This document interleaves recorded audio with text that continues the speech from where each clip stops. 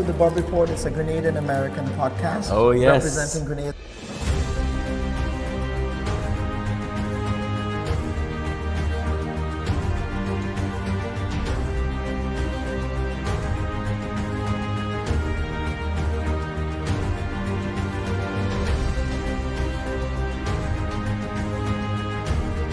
Standing.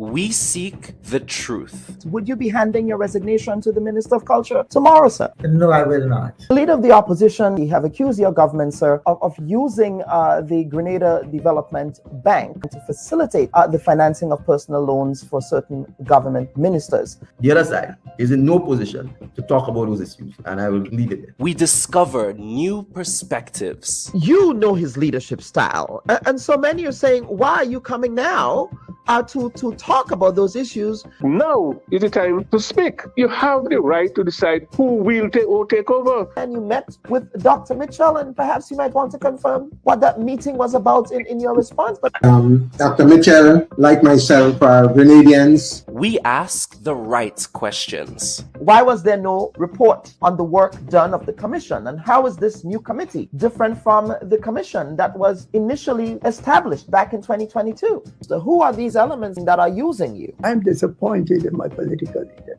And why is that animating those political conversations now? It's a very interesting question. The Bubb Report with Dr. Kellan Bubb. Thought-provoking, truthful, unbiased, and truly original reporting. Don't go there. You are a technocrat. I mean, you can speak to whether or not it was appropriate or inappropriate for that to occur. Would you have done that as a permanent secretary? Politicians get the information from wherever source that they can. That's going to be the extent of your answer. Yeah. Don't go there. There's a lot of noise around the data protection bill that, in my respectful view, is not warranted. I was one of those making noise, and it's simply because I was concerned about that specific section 33. Don't go there. Are you going to be offering yourself up as political leader of the party? I see you've called me here for much more than diplomatic passports. I don't buy that. Don't go there. What is the relationship like between you and your leader, Dr. Mitchell, your boss, Dr. Mitchell? I'm not sure how to explain how to answer this question at this time. I prefer not to answer. Don't go there. They said that you approached the bank for the loan before the election and that it only materialized after the election. There are also conflicting reports around the quantity of monies that were received. What is the reality here? People try to extort the truth and to make all kinds of things about it. I just stay quiet. So if you notice, I was really and truly quiet about the whole matter. Well, except with not with the New Today newspaper. The New Today newspaper reported on this. So I'm not sure you were quiet on this. Go ahead, Honorable. Go ahead. Well, I'm just trying to answer your question, right? Don't go there. I think we just spoke at length about the regularization framework. So yes, we did. But let us talk, Prime Minister. Let us talk about the workers who are dismissed. The Bubb Report. We go there.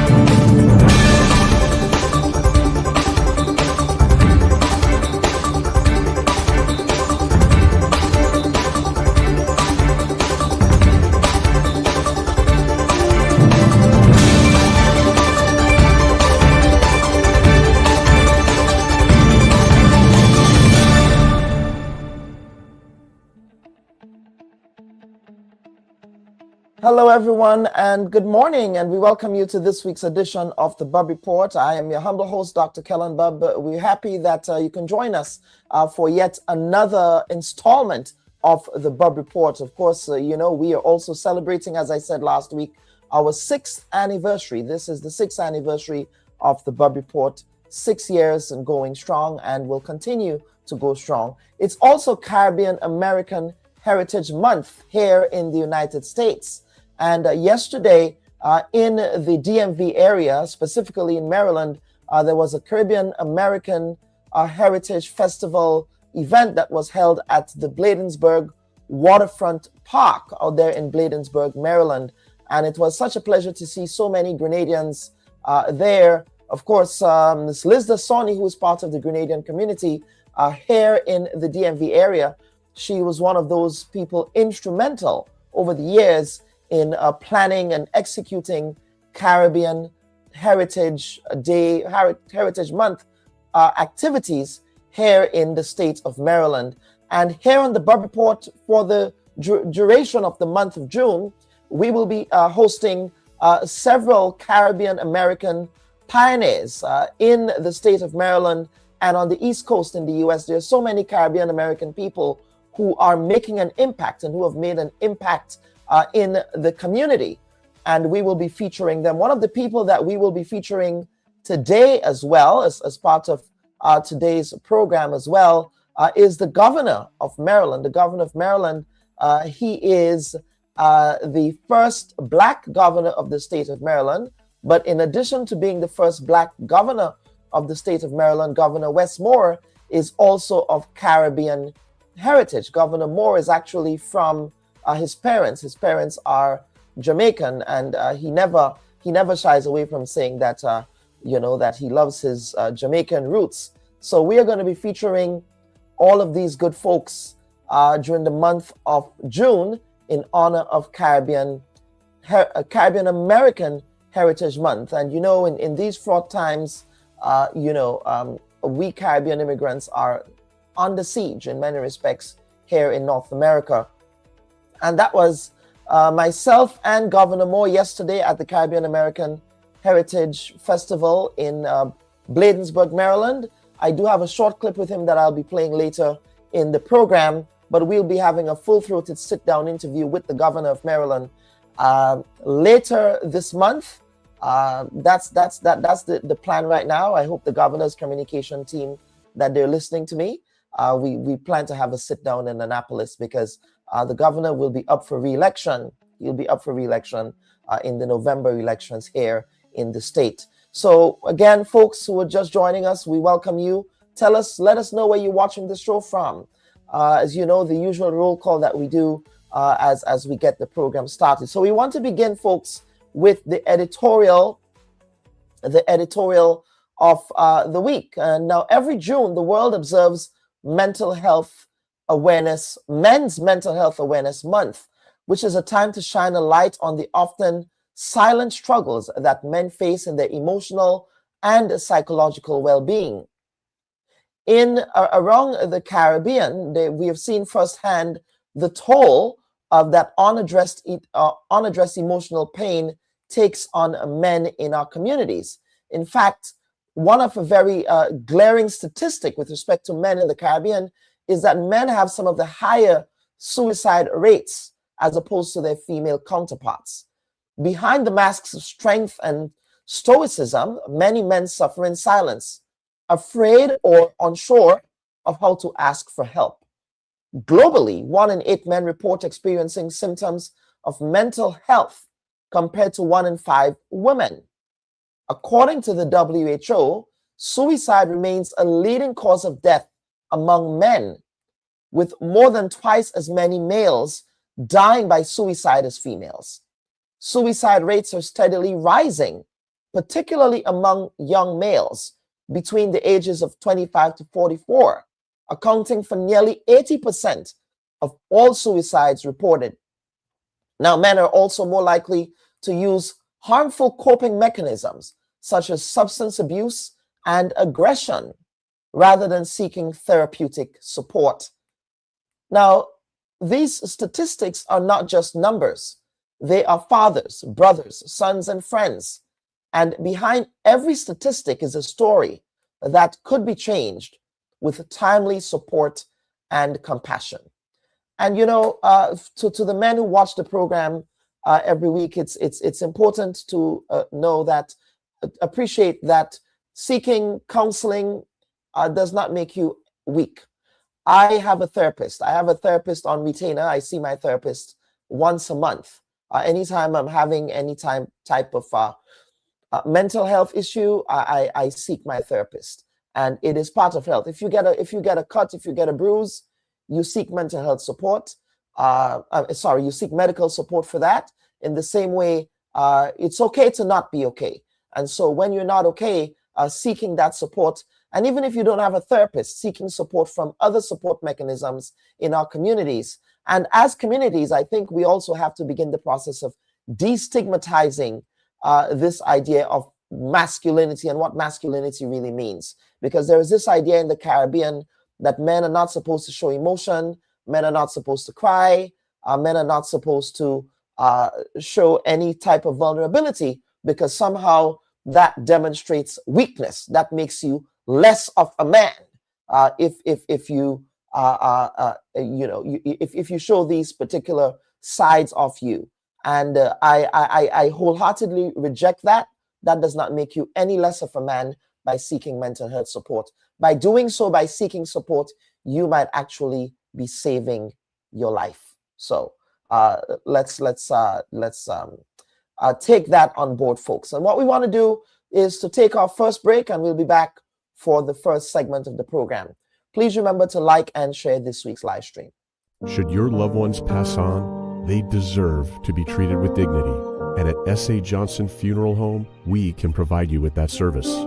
We can take you every step of the way during your sorrowful moments. When that need arises, call S.A. Johnson Funeral Home at 347-777-9797. That's 347-777-9797. S.A. Johnson Funeral Home is a Caribbean family-owned funeral home here in Brooklyn, providing funeral services, but in a dignified way. From cremation to burial to the repatriation of your loved ones, you don't have to go through the hassle, as we provide exceptional service that allows you to mourn and heal peacefully. For more information, visit our website, www.sajohnsonfuneral.org.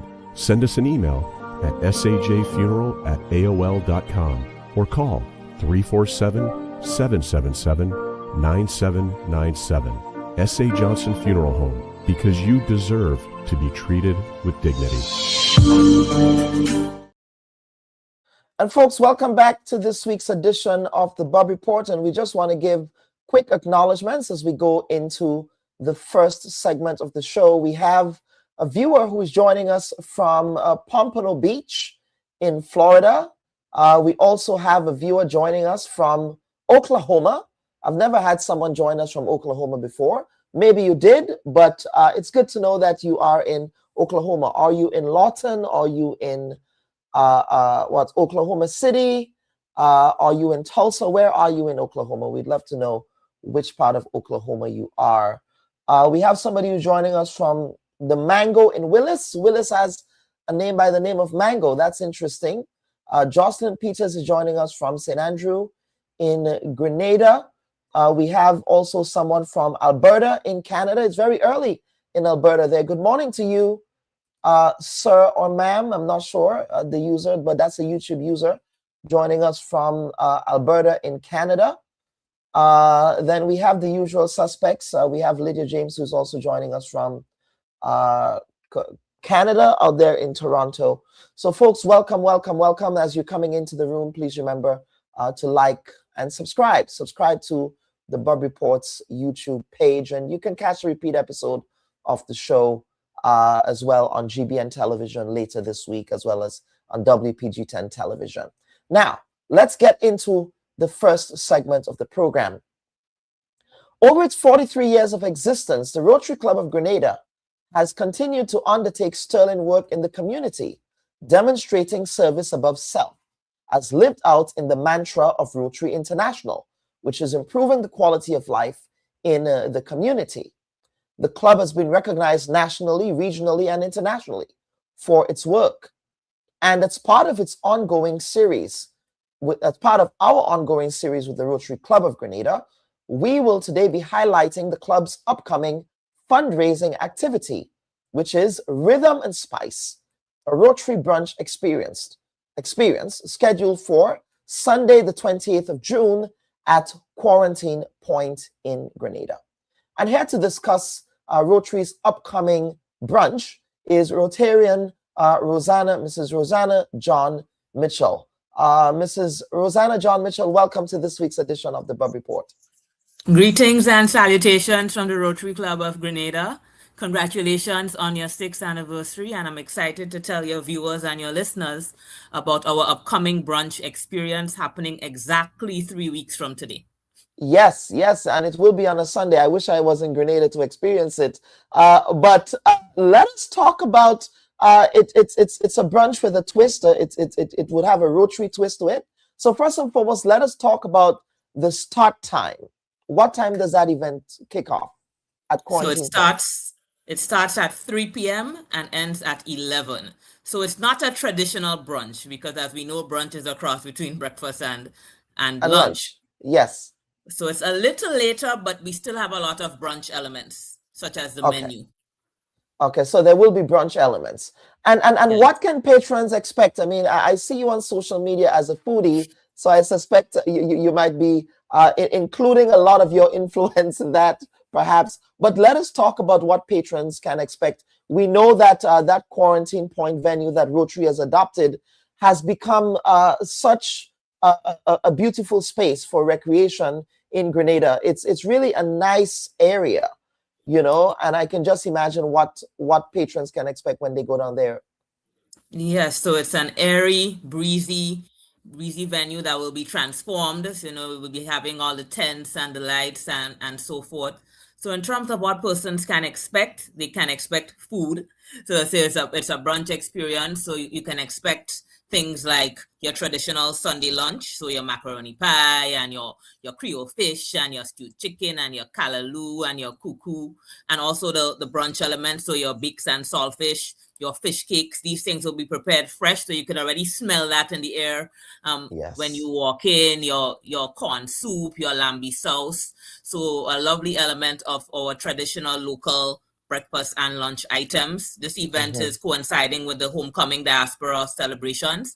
So for persons coming in particular, I trust this is one of the key activities in your event calendar for you to be able to sample your Grenadian food, and also to experience live entertainment. So we have entertainment from Sakina and the Alpha One Band. We have Tall Pre, Short Pre, Dash also performing. We have DJs, we have Black Storm, we have graphic songs. So it promises to be a very entertaining evening, a very entertaining time. It's a brunch experience, as we keep saying. So what does that mean for you in terms of what you wear? You know, it's elegant, it's fashionable. Come with your prints, your florals, your linen, your button downs. You know, just come on looking your best and feeling your best. And it's a fundraising event. So as I like to say, having fun while raising funds. So it's a social event with impact. So come on and give back while also enjoying yourself. You can do both.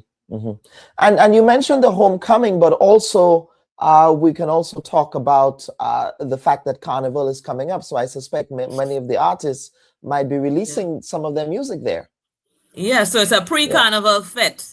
I personally am a little too young to attest, but growing up, I used to hear about Rotary Carnival Fete. So for persons familiar with what that means, this is what you can expect, a re-emergence of those vibes. So it is definitely a pre-Carnival event. And Rotary has been involved in so many cultural activities over the years.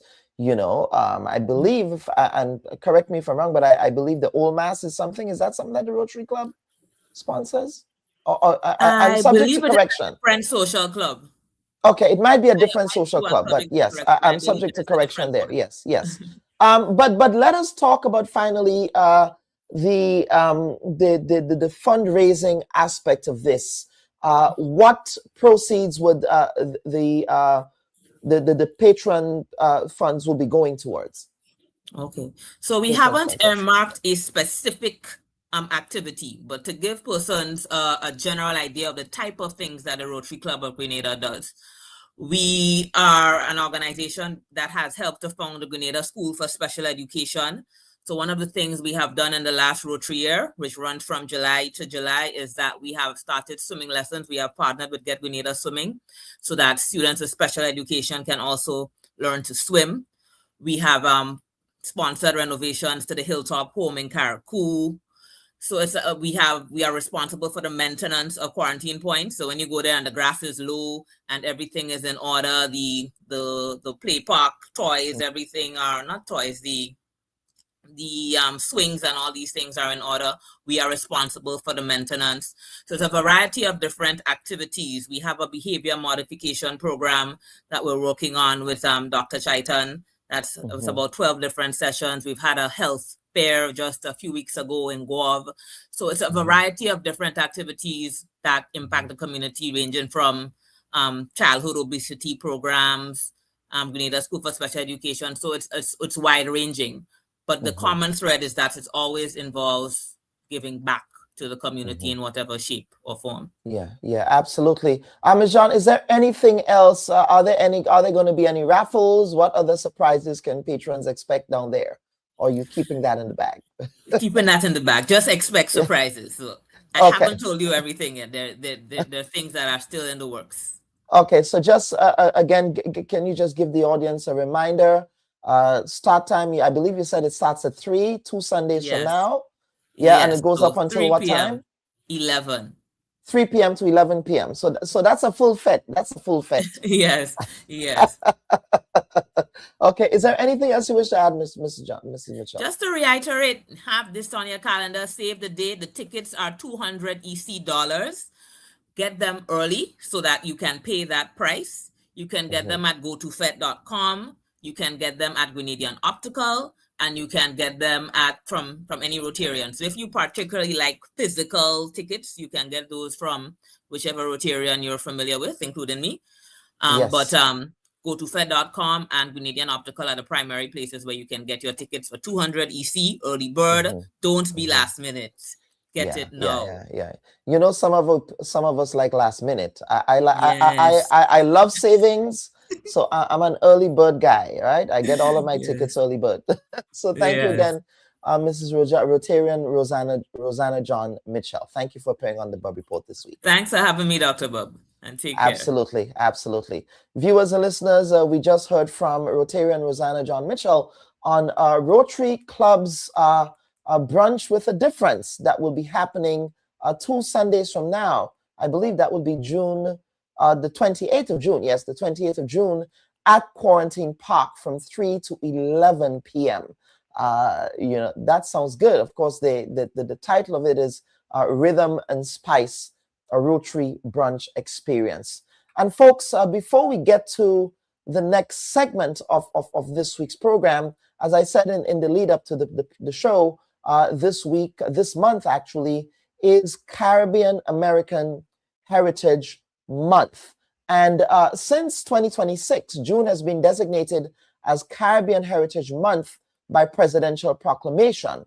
The month-long observance promotes the rich culture and heritage of the Caribbean American people and their contribution to the United States of America. This tradition started because of the efforts of Dr. Claire Nelson and the Institute of Caribbean Studies, who lobbied for the recognition of Caribbean American achievements. From politics to music, sports, literature, and more, Caribbean Americans have long been at the forefront of change and being pioneers in the United States. They knocked on doors, shattered glass ceilings, and were the first faces in so many industry spaces, alongside their African American counterparts, bringing solidarity into action. Now, there are many names on this list. Maya Angelou, Grenadian Audre Lorde. Grenadians don't like to acknowledge Audre Lorde for some reason. I suspect I know why. Stokely Carmichael, Maya Angelou, who has Trinidadian roots. Stokely Carmichael also having Trinidadian roots. Cicely Tyson, Jamaican roots, Colin Powell, Jamaica, Celia Cruz, Cuba, Shirley Chisholm, Barbados and Guyana, Harry Belafonte, Jamaica, Joyanne Reed, Guyana, Malcolm X, Grenada, James Whedon Johnson, Marcus Mosiah Garvey, Jean-Michel Basquiat, the great artist with Haitian heritage and background, and Naomi Osaka are just some of the Caribbean American pioneers who contributed to the rich immigrant mosaic of the United States. And this month on the Bubb Report, we will be featuring Caribbean American movers and shakers who now call the United States their adopted home, but who are also doing so with pride in their Caribbean heritage. And for this installment, we are going to feature the first Black and Caribbean, first Black governor of the state of Maryland, who is the current governor of the state of Maryland, Governor Wes Moore, who is of Jamaican parentage and heritage. He's actually a second-generation American, and he made history by becoming the first governor of the state of Maryland. So we are going to now feature Governor Moore, and we'll come back for the third segment of the program. Let us talk about how the current administration's policies are impacting the Caribbean community and what your office is doing to really treat with those, whether it's immigration, whether you have layoffs, you have cost of living issues that's affecting the community. It's affecting the community in every way, and you know, it's important for people to know that this is not just, you know, professional for me, it is personal, because you know, I come from an immigrant family. I was raised by an immigrant single mom, and so this assault that we're seeing on the immigrant community within our state and within our country that's coming from the federal administration, it's been devastating, because it's been devastating economically, it's been devastating psychologically. And so the thing that we really want people to know, particularly those from the Caribbean community, is that here, this is a safe haven. That this is a place where we believe deeply in being able to protect our immigrant communities. If you look at what we've done around voting rights protection, if you look at what's been done about the fact we've allocated now over $4 billion going towards minority-owned businesses, many of them are for our immigrant communities, that we've also been able to do things like protection for our immigrant community. I just actually launched a task force around immigrant rights and a task force around that about how we're going to protect immigrants inside of the state of Maryland. So I understand there's a challenge on the federal side, but I want people in Maryland to know that this is a place where we believe in our immigrant community, we uplift our immigrant community, and as long as I'm governor, we always will. Let us talk about your role as governor. Of course, you are also Caribbean, your representation matters. Yes, sir. In this period in American history, talk about the significance of that. Yeah, well, you know, I'm proud that I'm, you know, not only the first Black governor in the history of the state of Maryland, but I'm the first Yardie as well. Something that I take a very real sense of pride in. And part of it's because I know my history and I know my culture, right? And I know what my family, people who came before me, had to endure.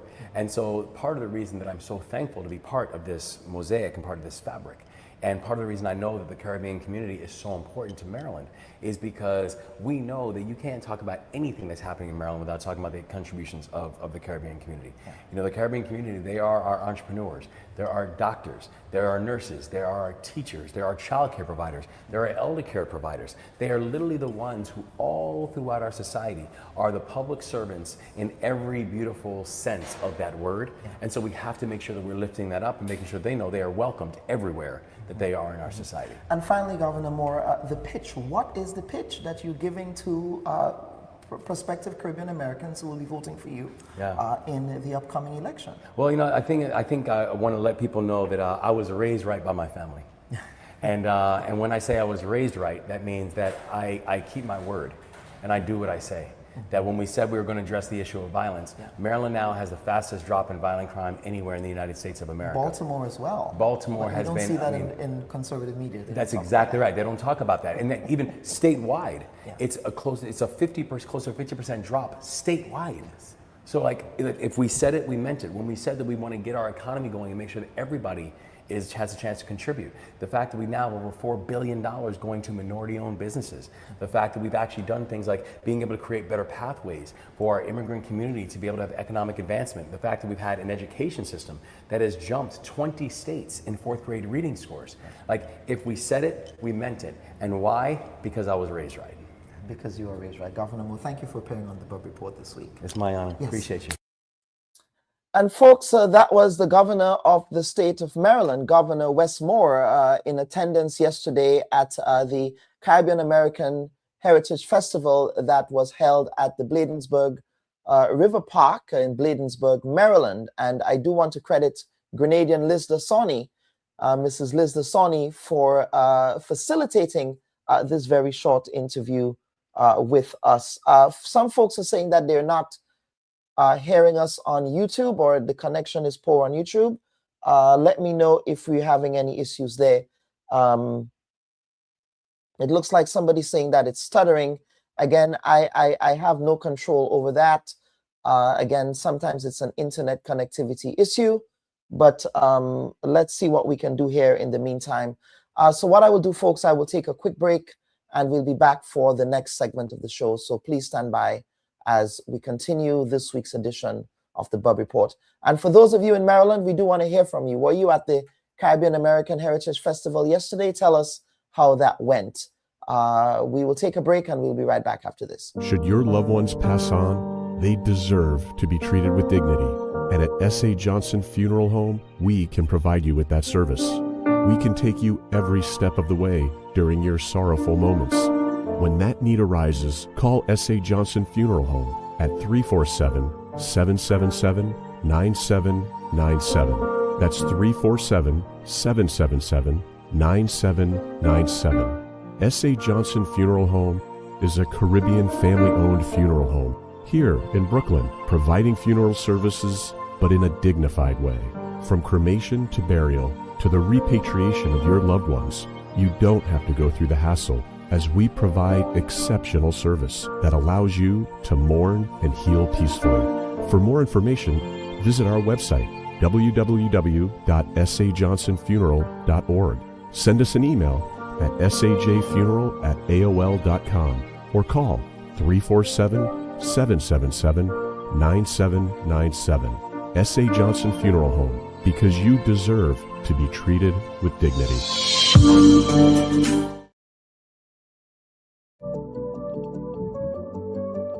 Tell as a commissioner of police, tell the politician, back off. You have no knowledge of the law. You have no knowledge of law enforcement. You cannot force my officers to do the wrong thing. But that is somebody's son. That is somebody's child. That is part of a family. And I think that is the part that they are missing out. Because E and F are apt to be used oppressively. It's like because we don't see disabled people as sexual beings, which is ridiculous. You mean they don't want to listen to your version of science? They have their own science. You have your science. What we need to do is teach people to think and not what to think. Today, it's too bad that everybody do what they want. If I could forgive Bernard Ford, then I could forgive Bob Morris too. And today, on this day, I no more have anything in my heart for what he did. The education system has to be very fluid and dynamic because we're living in very different and changing times. Treating all your citizens equally, all your citizens fairly, recognizing each group, not discriminating against one or the other.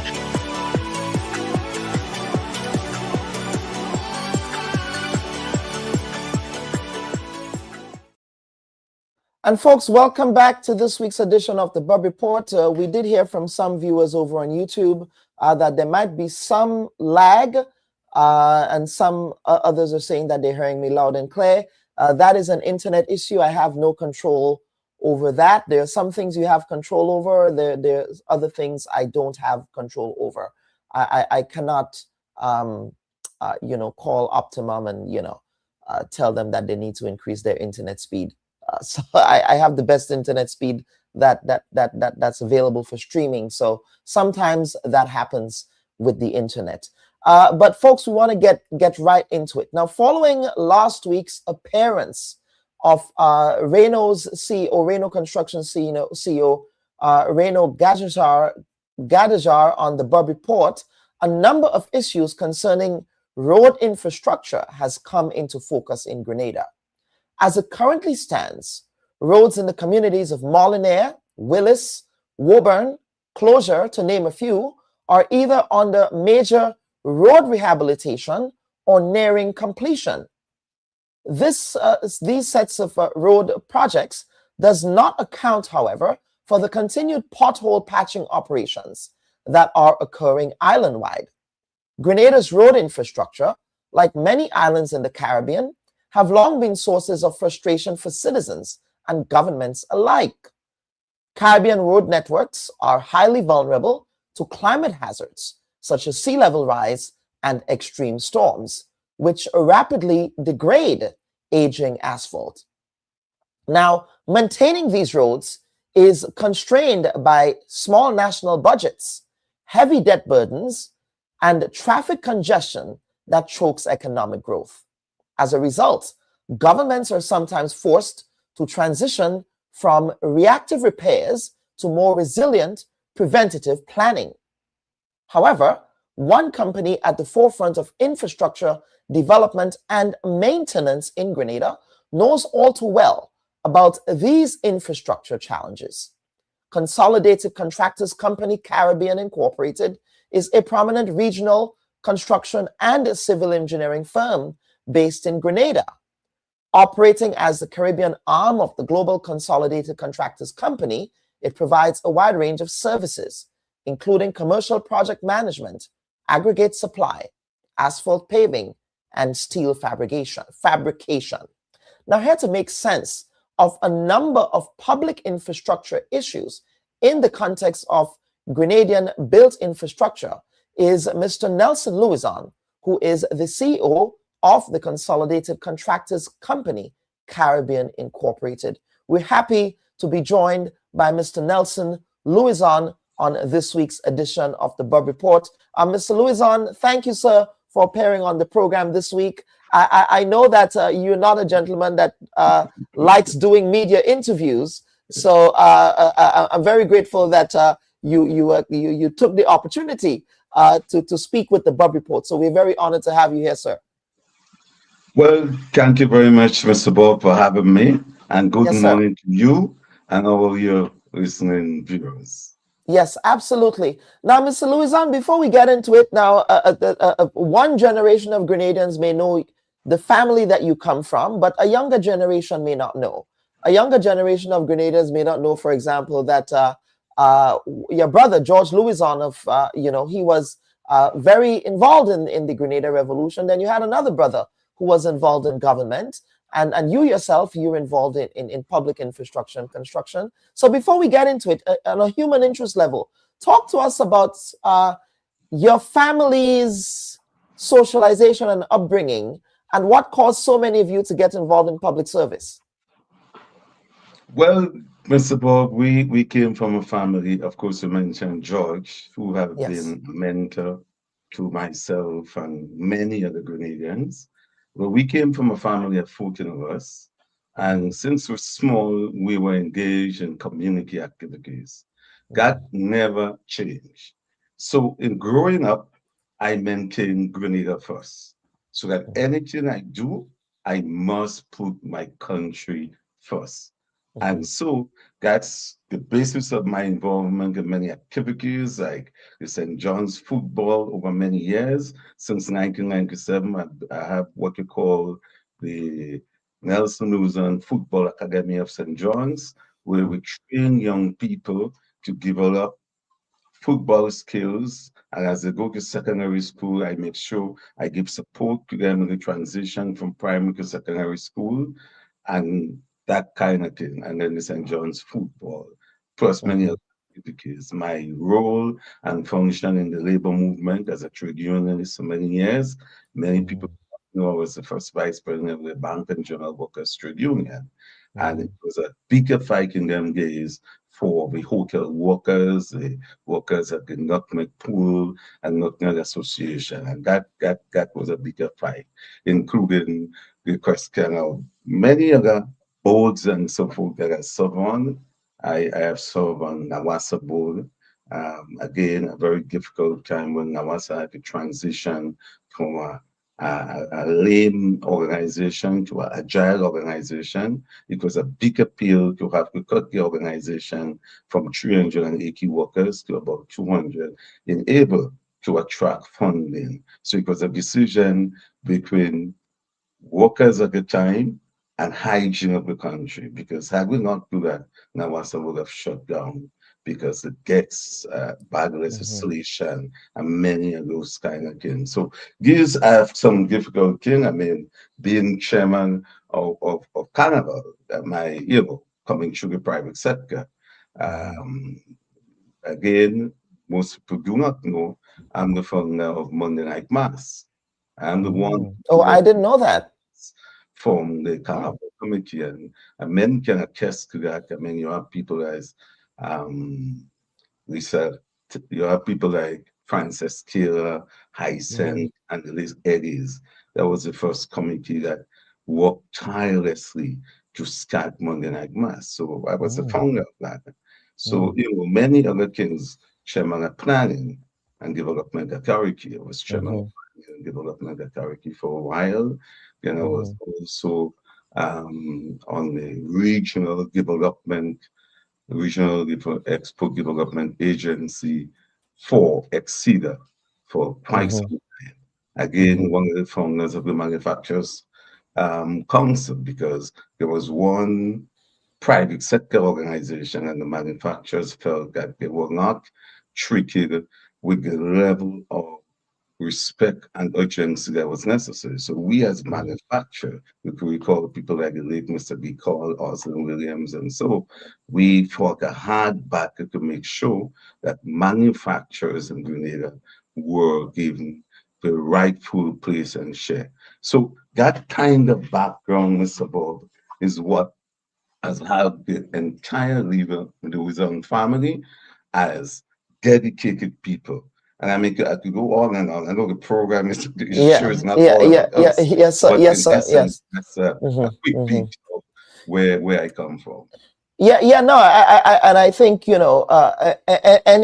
anyone or who gives public service, and I say this to everyone who gives back to Grenada in by way of any type of public service capacity, that is absolutely commendable. But I think families like yours, the Antoine family, that's another family. They have dedicated their lives to public service in Grenada. There are several families who are unique in that way, and your family is one of those. And I think, that is a human interest story as well that people should appreciate. But let us now get into it. And again, we are titling this segment, Building Grenada, Roads, Asphalts, and Infrastructure. And I do want to begin, sir, by just talking about construction in the context of Grenada right now. We are seeing so much construction activity. In fact, latest reports from the IMF talks about just how much construction is contributing by way of GDP to Grenada's economic development and sort of as a vehicle for that empowering development that we're seeing in Grenada. So let us talk about your involvement in that sector and the work of your company in really contributing to what we're seeing in the context of construction, the construction economy. And part of that, sir, also has to do with a question that I asked Mr. Reno last week, has to do with challenges of labor shortages. You worked in the labor movement, so you know a bit about labor. So as part of that, the second part of that question would be, how do we treat with ensuring that we can build capacity at home so that folks in Grenada can take up the opportunities in the construction sector, that growing construction sector? Well, thank you, Mr. Bob. I like how you load me up front with the question. Yeah. But to join you, Mr. Bob, I hold a strong belief that construction is, in fact, a pillar of the Grenada economy. And in fact, it is one of those pillars that ensure that it becomes the engine of growth, in my view. So that you have two aspects of construction. You have one, the physical aspect. So the physical aspect, in my view, is roads. So you see roads that assist the farmers to get to the product from the land easily, get people to move around. I mean, you take, for example, a road like the St. Patrick's Road. The St. Patrick's Road plays a very important role in the life of the people. You may not know, and I did not even realize that at one time the people from St. Patrick's could not get to St. Andrews anytime there's a heavy rain.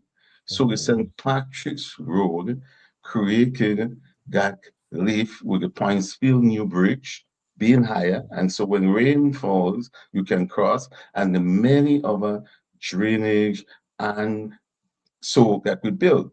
I mean, you look at Belmont Escape, we were able to do some river training and protect the restaurant and the yard there. Then you go on to many things like sea defense.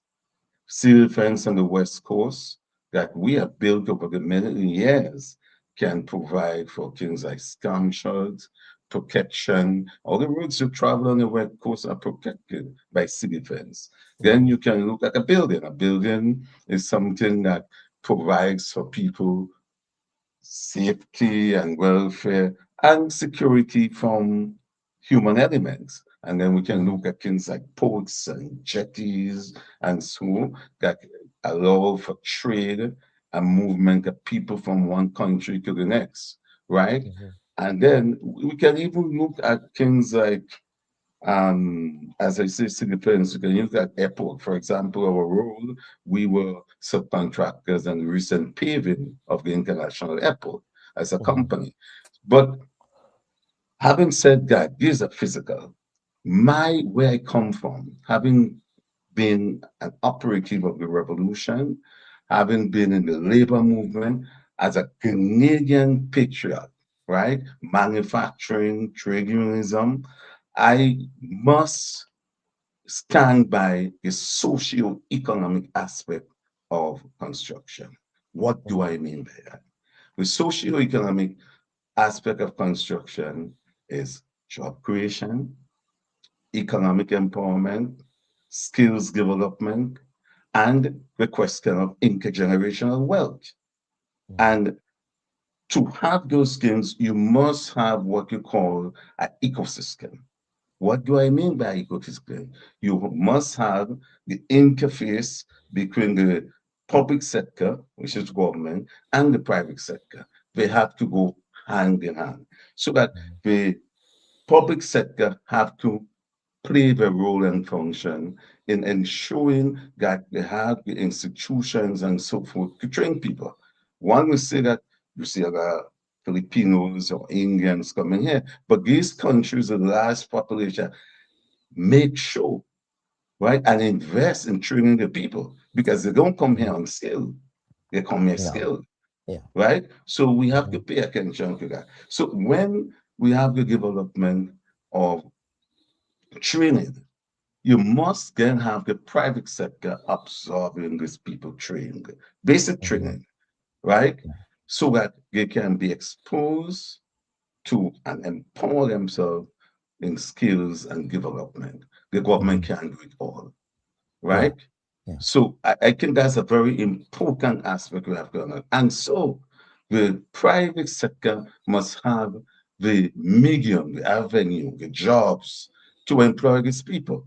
Because if the private sector don't have the jobs to employ these people, then how would they train them? I'll give you a typical example. We, for example, Scott, do several roles that we look at later on if you want to. The Chubu Road, for example, it was a paving job. It was a job that CARICOM Heads government was being held there. We called last minute to do the work, although there was challenges. But you take a worker who came there as a flag lady. And then because of the size of our company and cross-purpose training that we believe in, right? Every site we go to, we do what you call a job fair. And in that job fair, we select people and bring them forward because we have a very small amount of expert engineers who can train these people. So this lady moved from Chublu to the cliff. At the cliff, she became interested in small equipment and small machine. She became a clerk.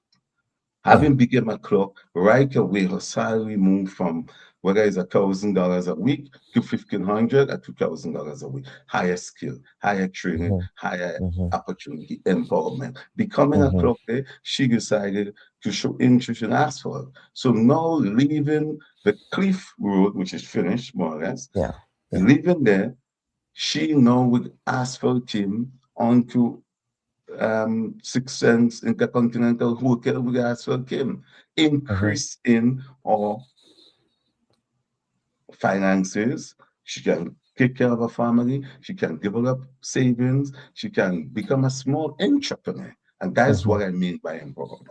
Yeah, absolutely. And I just want to quickly pick up on that, because you said something there that really struck a nerve with me, because, going through the process of academic education in high school, there was always the impression that, the only respectable jobs that you can do are office work. You heard this office work mentality that people have. And I remember vividly a friend of mine who attended the Boca Secondary School, who is in construction. And I was young. I said, but wait a minute, he didn't get to office work and he making so much money, but somebody in an office not making as much money as him. I'm just using that anecdote to say, what do you think we can do to really change that mindset of our people, that the only quote unquote respectable careers are office, quote unquote career career jobs, or law degrees, and with respect to lawyers, but that there are lucrative opportunities in construction as well. How do we change that mindset? Mr. Bob, the only way we can change the mindset is through job creation and training. The enabling environment, as I said, is an ecosystem. Have to work in tandem, and you train people and you develop people. You take an engineer who came from UE, came to work with us. He come, and while the university training give you a clear basis for methodology and understanding processes, right? It does not give you the skill to do something. So that person work, and later on, by interfacing with experts in our organization, now you're a small business person. You buy a truck, you have 2 machines, you have 3 machines, and they are now practicing the engineering as an entrepreneur. But the opportunity, you could say that yourself, you left here as a journalist and you went abroad, and the exposure and opportunity you got, you're a professor today. And I challenge anybody, there is no industry right now, and let's take Grenada, that can give you the kind of return starting from an unskilled person. None. I mean, any other one, you go to university for 8 years to become a medical doctor.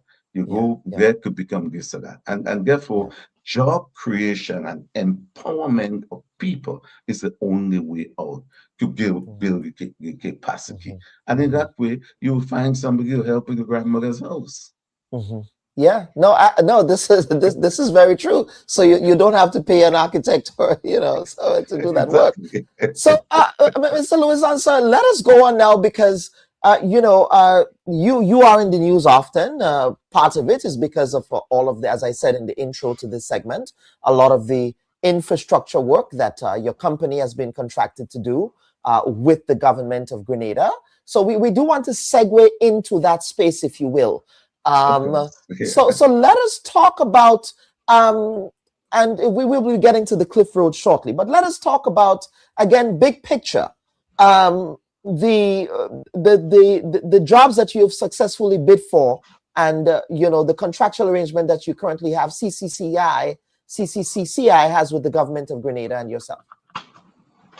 Well, let's put things in context, of course. Yes, sir. So that when you're big for a job, when there is a major project, right? And we'll get to the Cliff Road separately, but let's get a major project as a Cliff Road. We have to look at, one, the question of how these jobs are governed. And there is an international system of management that governs this job called FEDEC. Right? FEDEC is international, is all over. And what FEDEC does is to involve everyone and make clear everyone's role and function. So on the onset, and we can look at it chronologically so that we all can understand. On the onset, you have what you call a feasibility study. That feasibility study looked at the technical and financial feasibility of that project. Okay? Having looked at that technical and financial, once successful, the government can say, okay, it is feasible. We can pay for it, it's technically possible. Then what is the next stage? The next stage is the design stage, right? And on the design stage, you have the appointment of a designer to design that job. And then what is the next role and function? The contractor. The contractor cannot build anything that the designer did not design. But look what happens. Here, we have a situation whereby we have diverse consultations, right? So we have UKC project. You have a consultant appointed on the UKC project. Alpha from Trinidad. You have a consultant appointed on the Molyneux project, Pescans from Trinidad. You have a consultant on the project in Subiz, Alpha from Trinidad. You have the Clearfood, Pescans from Trinidad. And quite frankly, I have no problem with any of these people come in and do work here, but they must come on the ground and do the technical investigation. Because what can happen, you run into a serious management challenge. Take UKC for one. I'm speaking now the facts. We go to Concord as a contractor. When you get up there, the stakeholders, the people of Concord tell you, nobody spoke to them. Nobody spoke to them as to what will happen to the waterfall, what will happen to the water, what will happen to the vendors' time, no provision for them during construction time. That's a human factor, that's a livelihood. So, but then you have somebody presenting to you a social and economic management plan. How can you arrive at a social and economic management plan if you did not do the technical consultation and involve the people in the design?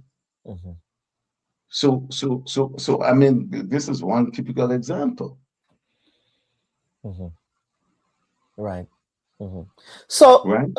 Yes. But let us, just as a quick follow-up here. So, that, again, the folks that you mentioned from Trinidad, how much leverage do they have over, let's say, you as a contractor in determining how you are going to execute a project, that the consultant? Well, and again, we have to caveat that the consultant they're retained by the government to do that consultancy. The consultant is a representative of the client.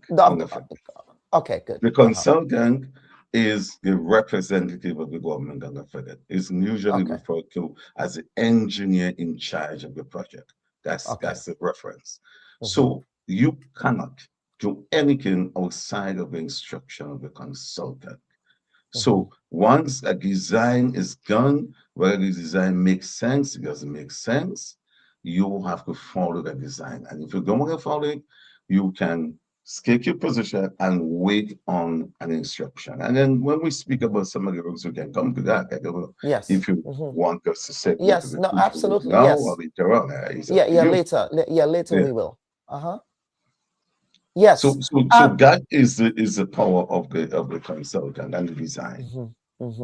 Now, one of the concerns that people also have in the context of when they see particular road projects, which we'll segue into the Cliff project here, are just some of the delays. I mean, we saw that famously in the context of the Molyneux project, right?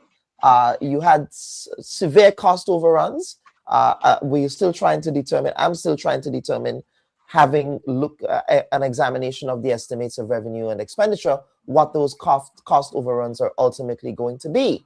But let us talk about the timeline of completion. So the consultant sets a date for completion. Let's say they want that road to be done by August 2025, but that road ends up being done in August 2029.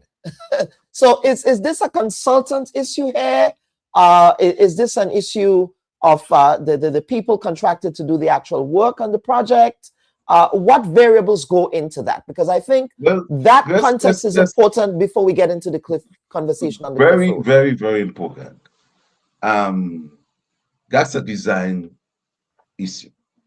So we can take the cliff now, if you so desire. I give you one critical thing. That's a design issue. And that we look at, for example, a contractor was sent to closure to work. When he got there, he started to work. You have a landslip, you have water pouring through the site, somebody's house got damaged, the project on a scale. How was the contractor awarded this job without no proper technical investigation? You can't blame the contractor. He had nothing to work with. He went there, said build a wall, and when he started to build a wall, because there was no geotechnical investigation to see soil content, water flow, water cable, right? You had a situation like that. So that clearly outlined a problem of management, right? And the question of this kind of management, we have to look at the ministry. The ministry has to manage the project. It cannot pass it on to anybody. We could go back to Molyneux. Molyneux project was designed, tendered out for 10 or 11 million. My understanding, it is now somewhere in the 20s and still not finished. Still not finished, right? So what happened, right? You have a situation where many of these consultants, and we have to face value for money.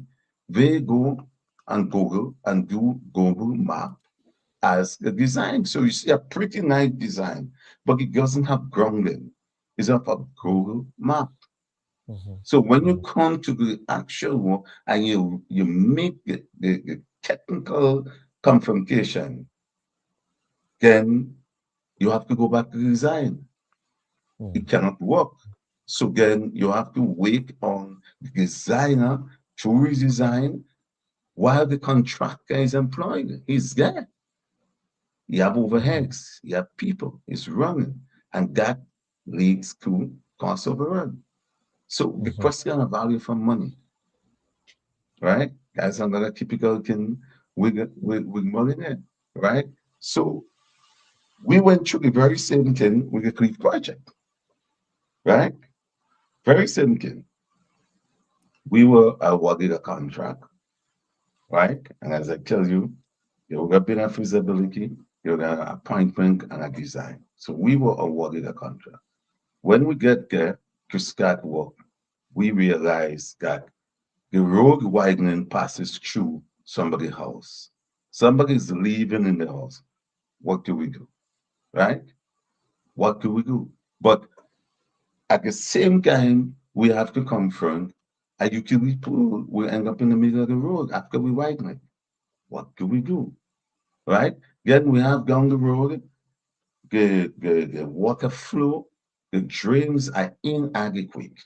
So we would make a recommendation, a suggestion that this drain, if the water flows down the side of this drain, it could flood the road, and when rainfall, you will have accident, right? Our suggestion is to do a cross drain so as to relieve the amount of water going down on the V drain so that it doesn't flood the road. 1 year later, we get an answer. What should we have done in the year in between that? And that was a critical point halfway the road. So how do you walk from one side to the next? Do you go ahead and build a wall? Do you go ahead and break down the man's house? Do you go ahead and build the walls without permission? And up until now, right, there have been no handing over of the site. We finished the project, and there is no handing over the site. There's something called so in other right. So that eminent domain question, I do want to pick up on that, sir, because what I hear you saying here, and I'm not too sure, again, you are in this space, so you know more than me. Government says that they're going to be widening a particular road. But in the process of widening the road, the consultant plan that's given to you has as part of that design or perhaps they may not even have considered it, someone's house, right? That person says, you know what, no, I don't want my house to be moved, or you know, you guys have to compensate me. What usually is the process, the bureaucratic process here for that a homeowner has to treat with? Is that something that the Planning and Development Authority has to deal with? Is that something that they deal with directly with you as a contractor? Do they go to the Ministry of Infrastructure? Do they take this to court? Let us talk about what happens there on the eminent domain question, because I think that is a critical factor, especially in the context of Grenada's built environment. Lots of our homes are on the side of roads, right? So, yes.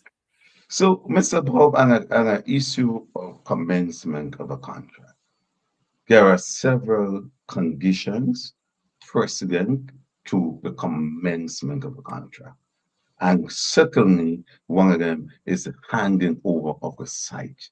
You have to give the contractor the site. So if you have to hand him over the site and you have to widen the road, you have to acquire people land. It is the responsibility of the client to have made arrangement and consultation with people with land. You have to survey.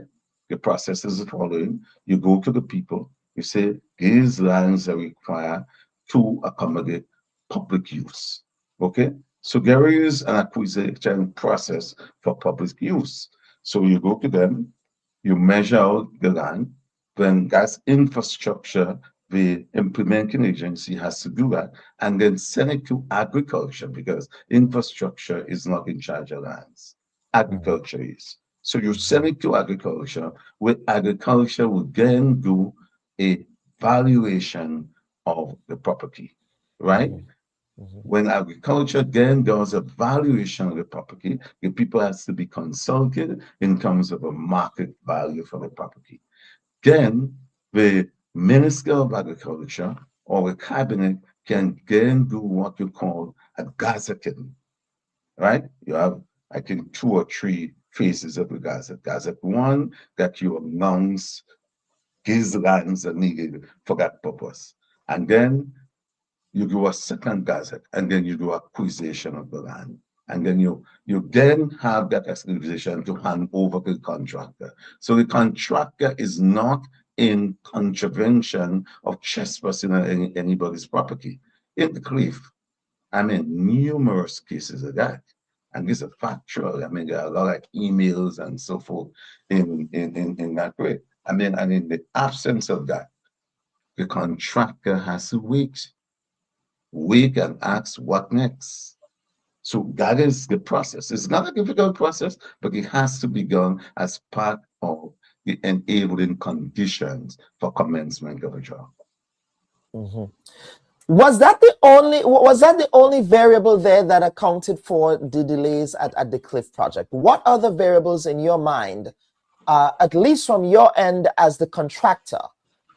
Because you know, there have been several reports around drainage issues. I mean, we just addressed the land acquisition, but what about the drainage issue in that area, the poles, the pole design and things like that? Well, there has been, I mean, tremendous design poles, sorry, not pole designs. Yes, delay in relocation of poles. That has been a serious delay. There was a problem regarding the drain. There was one set of drains, which is the box drain. The client last minute removed it and put V drains. And that posed a problem when we came to pave, because the V drains started to seep water under the base course. And even up to when we do in the first layer of asphalt, we had to go back and do what we call a subsoil drain. Then NWSA had to put in new lines, right? So we had to put in new lines on the Cliff Junction, right, to the Woodlands Junction from NWSA, all new lines. Then you come, so these are some practical interfacing, right? Then you come to skill. You must have skill to build the project. What we then did, we then worked at what you call a pre-scheduling, where we design and cut all with skill, whereas 5,000-10,000 pieces to suit what the walls retaining was in the The skill stayed on the port for 4.5 months, waiting for government approval to click. 4.5 months. The form work that was brought in for this project spent between 3 and 5 months on the port, waiting on government documentation to clear. Okay? And then decisions of where to work and where not to work because you do not have eminent domain were all issues that confront and delay. Then issues of payment. We at 95% of the project, we only been paid in the 30-something percent. And I could carry all my workers. And I mean, that is a responsibility of the client. That's not my responsibility. But I, being a patriot as I am, I took a decision that this road would finish irrespective of whether government pay me or not. Because you know why? Our families. The many people, the 200 or so workers are working with me, they have the children, their wife, and their family, their grandparents to feed. And I have to make sure every fortnight, find that money for them so they can go home and feed their family. That's my dedication. Yeah, but because again, the contractor has to pay the workers at the end of the day, irrespective of whether or not the government runs that check to you or not. I mean, I said it inarticulately, but the point is, you know, you have a business to run. But just as a quick follow-up, because we do have to get to some other issues, and I apologize to the next guest, Mr. Charles here and Mr. Sylvester, but in terms of payments from government, what usually is the standard practice? So is it that you get paid after the full project is delivered? Does it work in tranches? So there is a lump sum that is made at the start of the project. How does that work? Well, the project is guided by as a civil management system of FedEx, where we have a system of what we call IPC, interim payment certificates. So after every month, the amount of work you do, you charge for that amount of work you do, including sometimes, depending on the situation, material and site is included in those interim certificates. So every month, every 30 days, you send your invoice, and you expect that within, most times they said within 28 days, and sometimes it goes up to 40 days. Okay, fair enough. Within 28 days of that time, you must receive your payment, right? So give and take 60 days, 90 days is okay. On the school, there can be delayed. But our issue of payment is not only the cliff. We have been paid old money way back as 2024. The Chubu road that we finished, we are still not paid. Still unpaid bill on the Chubu road that finished in 2024, right? We have other material. We have the government projects. I mean, look, Mr. Bob, sometimes it's hilarious, you know. Talking to a colleague contractor a couple of days ago on UK SIF job, where the fund's supposed to be secured, I hope. He has 3 outstanding invoices. And as 2 days ago, he stopped his work. He had to stop because under the federal arrangement, you give notice of slowdown. And if the time by 7 days of notice of slowdown reaches and you're in no slowdown, no payment, you stop. I mean, he has handled that way. I have not handled mine that way, right? I mean, you have the unfortunate situation here where some contractors are selling the equipment, they're closing down. Who don't know get on the program? They are closing them. I could tell you, when I was doing the St. Patrick's Road, a particular contractor, we paid him $2.1 million just for rental of equipment and support of his truck. That's a happy man. Today we don't have that. Right? Today we don't have that. And I empathize, Mr. Bob, with many of the local contractors of what they're going through. Because a local contractor may hire a subcontractor. If you take, for example, UK 2, I know that there were people who trained with CCC who are now subcontractors. And because the contractor is not being paid, they're home. They and the workers are home now. So but they should be paid under UK SIF. So that should have funds that should have been earmarked. Mr. Bob, guys, I'm coming back to you. It's a management problem. Okay. It's a management problem. Mismanagement has no way that you could solve a problem. That's mismanagement. And before we get on to the other issue here, the government recently announced I believe it's called Design, Build, and Transfer. In other words, they're going to give the contractor the agency and and the wherewithal to do the work to introduce their designs and to do the work, and then the contractor will bill the government after particular roads are done. Let's get your thoughts on that. I believe it's sort of similar to the build, own, lease, and transfer process. Let's get your thoughts on that particular model that was announced. Well, no, it's not same as build, own. Oh, so it's not the same. Okay. No, okay. No, it's not the same, because it is announced that when you finish your job, you'll be paid all the money. But Mr. Bob, it kicks us here to a very serious situation. I don't know how we got here, because it brings me now, and I mean, it's your program, you'll tell me, it brings me now to the Reno and Cal. And we will get to that. We will get to that shortly. We will get to that shortly. Yes, we will get to that shortly. But I just wanted to get just some brief thoughts on. Yeah, well, is that a sustainable? Is that a sustainable model? That's certainly not sustainable, because what you have done, you have taken your engine of growth, which is construction, and you have placed it in the foreigner's hand. So they are controlling that, because look what happened. They come with all the equipment, right? They have no taxes to pay, right? No concession, nothing whatsoever to pay. So when they come and they offer you a job, on the proper tendering, a job might be $10 million. Finance bill is $20 million. We have the case of the road in Willis, right? We have the case of the road in Willis.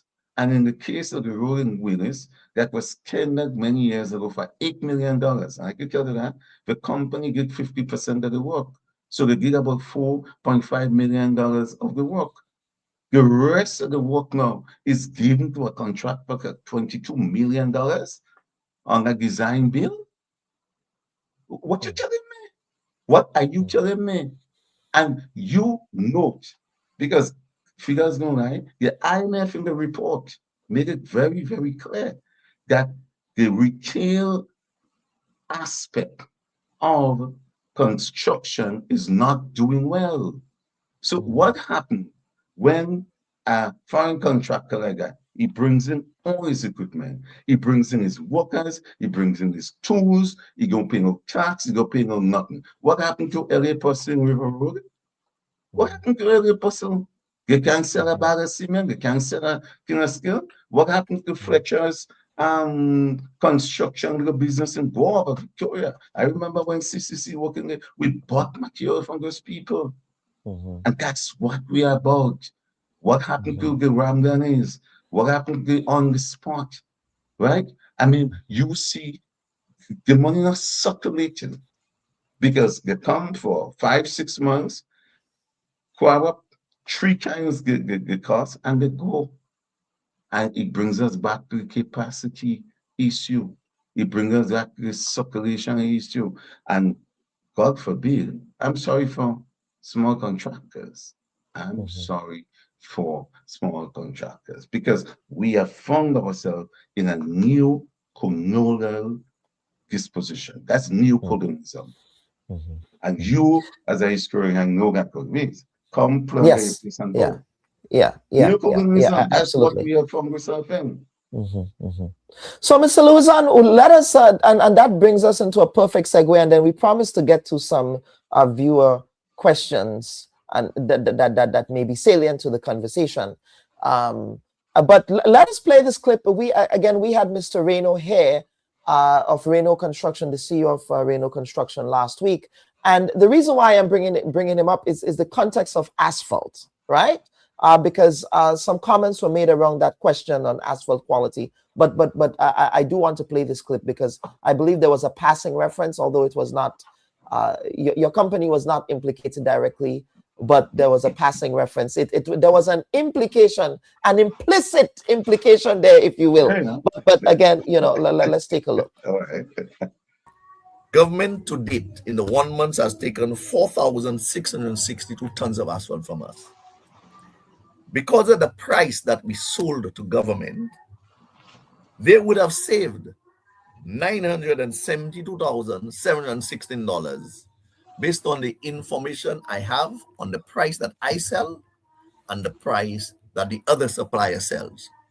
So obviously, if government is saving $972,000, almost $1 million on purchase of asphalt only in 1 month, the quality has been good.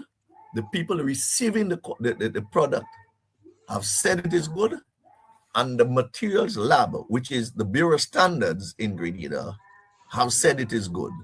All I can report to you is I have not had any issue or complaints from the people that we supply the asphalt to. So, Mr. Luzon, I want you to react to that. Is there anything there that, shall we say, was a misrepresentation of the relationship that you have in respect of asphalt supply? Yes. And asphalt quality. Yeah, well, secondly, let me start there and we go to Mr. Reno and his comment. Yes, sir. When Mr. Reno says that he could not get asphalt and so forth in Grenada, that is a total lie. But if we come quickly to the question of the price that Mr. Reno is talking about, I could ask you to pull up, I sent you, pull up government invoice. The last time we sold asphalt to government, it was $6.85. Right? That's the last time. Pull up the invoices. The facts is there. Yes, I'm looking at it now. Right? Yes. And as you pull up this invoice, let's go to Mr. Reno invoice. The last time we sold asphalt to Mr. Reno was $6.71.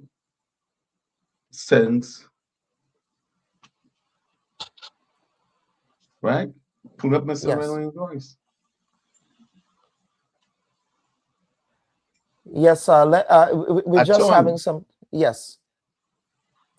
But go ahead. I'm pulling up the invoice now, but I want you to continue. The last time we sold to government was $6.85, and the last time to Mr. Reno was $671.93.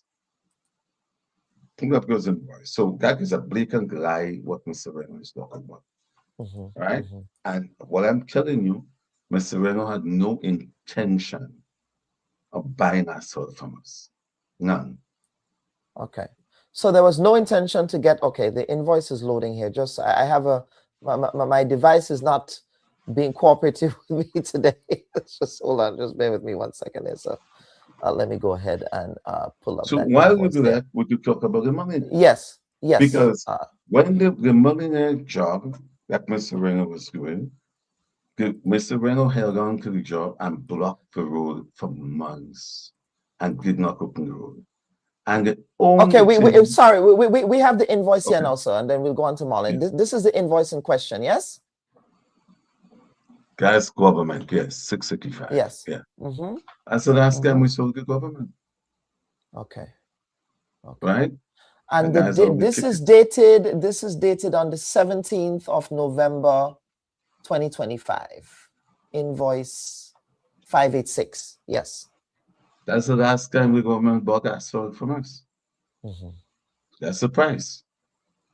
And let me come on, Mr. Reno is all about maximization of profit.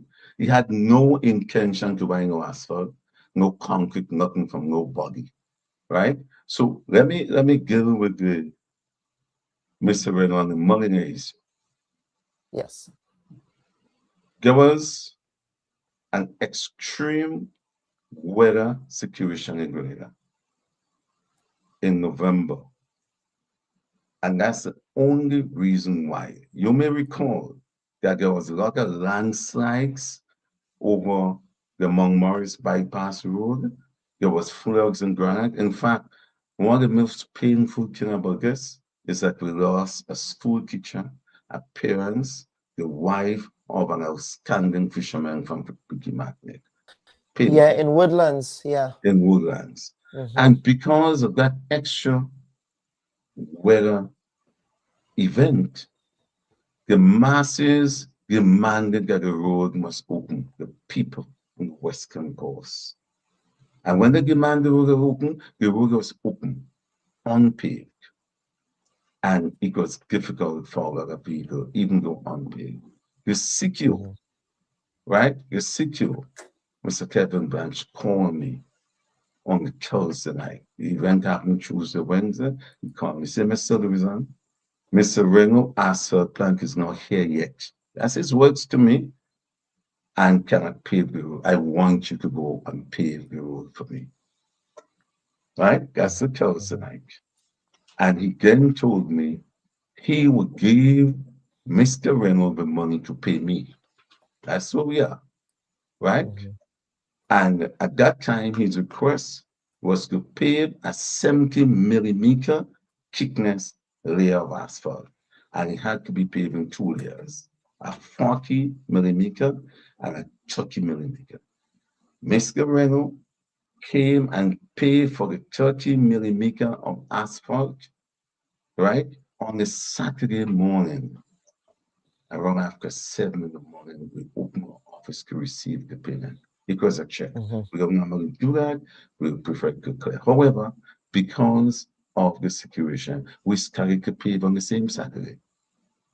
Even not sure whether our money is guaranteed or not. We started to pay. We paid Saturday, Sunday in the rain, right? And that is how, right? This road was paid. He had no intention. Now, look at what happened.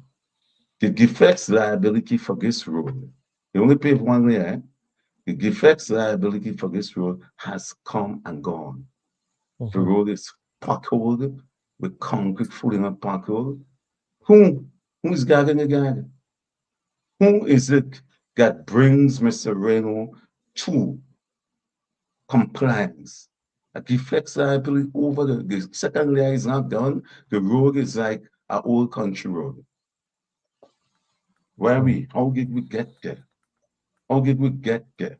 Now, while we're in that, Mr. Bob, we must go on to the cargo market, right?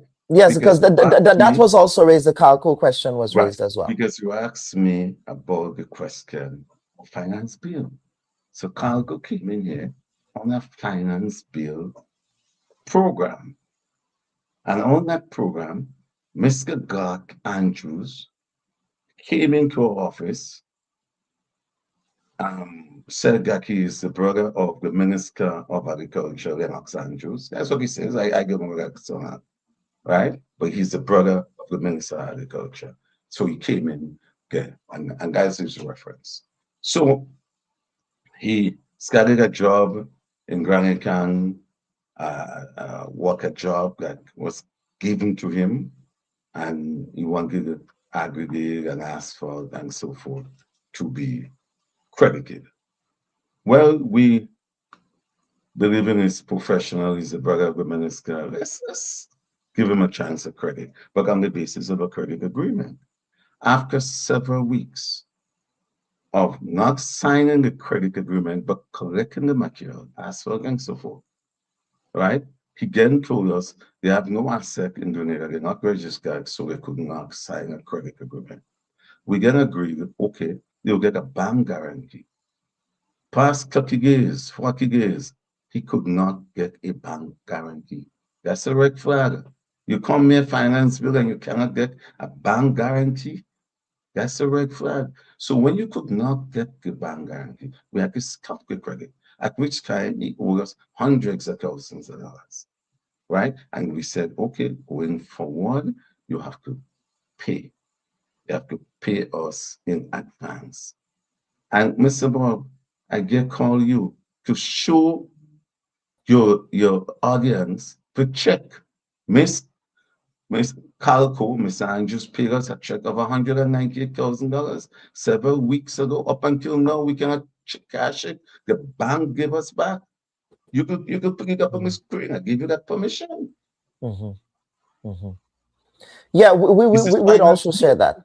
Yes, But in the context of this finance bill, you know, that is something again, and I don't want to go down into an academic wormhole on it, but that has to go through a bidding process, right? So in other words, no, Mr. Bob, let me help you. It does not go through a bidding process. No bidding, that is direct award.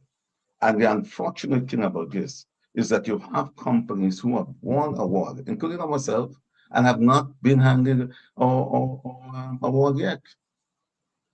There should be what you call a public procurement process. And Grenada, let me help you here, and for those who don't know, Grenada is one of the very few countries that have a procurement law. We don't have SRSM. We have a law. Right, because there is a the tenders board, right? I mean, in my layman's understanding of it, It's right? a procurement board, you call it. Yeah, well, the procurement board. Back in the day, they called it the tenders board during public works time. But that's what you know. From my days in the Grenadian Voice, I remember hearing a lot about the tenders board. But so, what is the implication of not going through that rigorous, or what should be a rigorous tendering process? I don't know how rigorous the tendering process is, where you have an independent peer review on what a contractor is going to be submitting to do the work. Mr. Bob, I don't know. I honestly don't know. I'm not a lawyer. So the legal fraternity have to look at what is happening. Because how is it, for example, I could tell you this, Mr. Bob, suddenly no local contractors could get a World Bank or CDB job.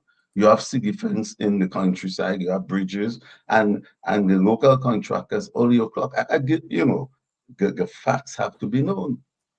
Hong Kong, for example, CCC since 1996 have been doing city defense in Grenada. And CCC tendered for a city defense job. In terms of the evaluation, you have a 70-30, 70 points for technical and 30 points for financial. Mr. Renu got 70 points technical for a city defense job. He had never done a city defense in Grenada. And CCC city defense stood all the test of time of Hurricane Ivan, Hurricane Emily, Lily, Lenny, all of the West Coast. You could go and see evidence of what he stood, right? Only got 39 points. And but 100% points for that technical. But let me go on. No, but in the context, are you referencing the Molyneux Road here, sir? No, you asked me about finance bill and finance bill. Okay, finance bill. That's different. Yes, go ahead. Yes. And I'm just telling you what is going on. Right. Yeah. Okay. All right. Okay. No worries. Okay. You know, this is. Sorry about that. I mean. No. Don't apologize. Don't. You know? No need to apologize, sir. We try. Again, this is an education for me.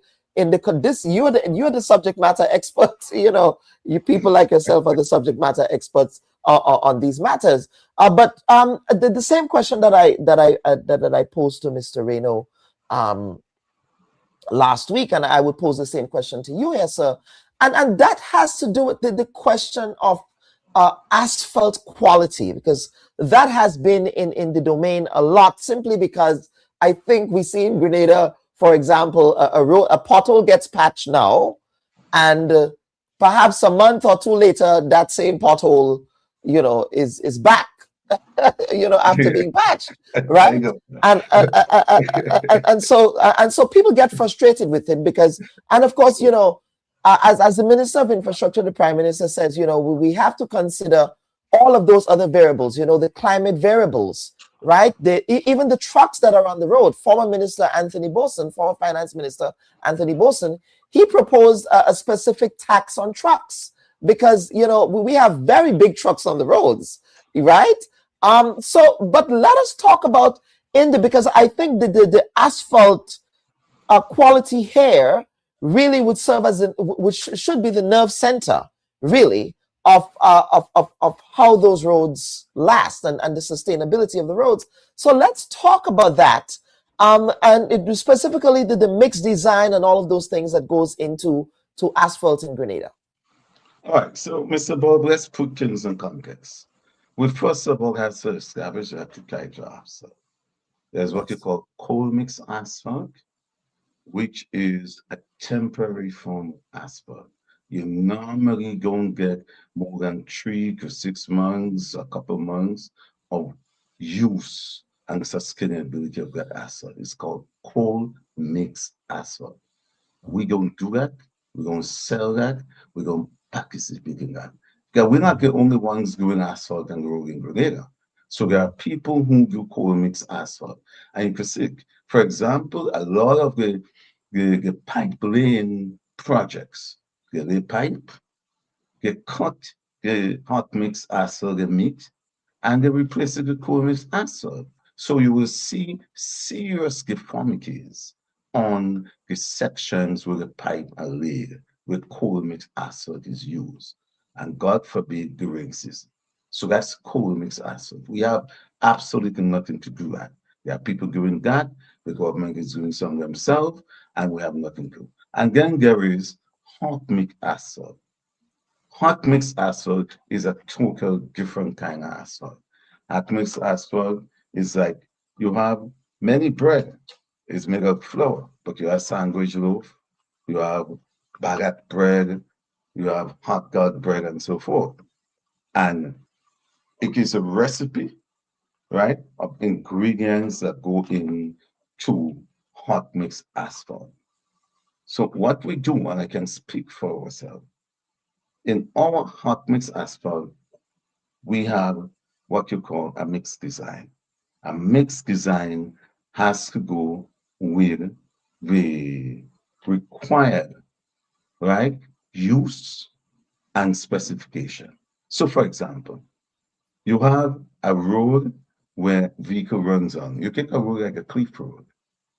That has a particular mixed design. And that mixed design may have about 7 different ingredients in that mixed design, right? And because that road is velocity, weight, impact, load factor, it has a mixed design. If you're doing an airport runway, you have a different mixed design because the impact and the landing of an aeroplane is much heavier with higher vibrations and so forth. For that exit, you have a mixed design. You're doing a parking lot, right? You have a different kind of mixed design because you don't have the level of speed and velocity and requiring stagnant. We do asphalt for the stadium. This is a walking path. You have a particular mixed design. So all of this mixed design are relative to the specification. So what we do, we have a QC engineer full time. We have a lab also full time. So in our mixed design, we test every single component of that mixed design. We do it ourselves, and then we have it verified by the most reputable lab in the Caribbean called Carrera in Trinidad, right?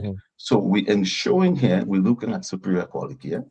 So yes, we check every single aspect, and then when the final product is done, we also again check daily production. We check to see the quality, and then we do the verification in a cut back to that, right? But what is important to ensure best quality, and it's like a Michelin chef here, you know, the chef goes out in the market, he buys his tomato must be a certain size and shape, his beef cut must be whatever. So we ensure that every 6 months to a year, we get every single ingredients of our mix design and retest them. Because you use sand, the silica in the sand may change from last year to this year, depending on what part of a peak the sand was harvested, right? Or mined. You take aggregate. It depends on, you have a quarry, we run a quarry as part of your operation too.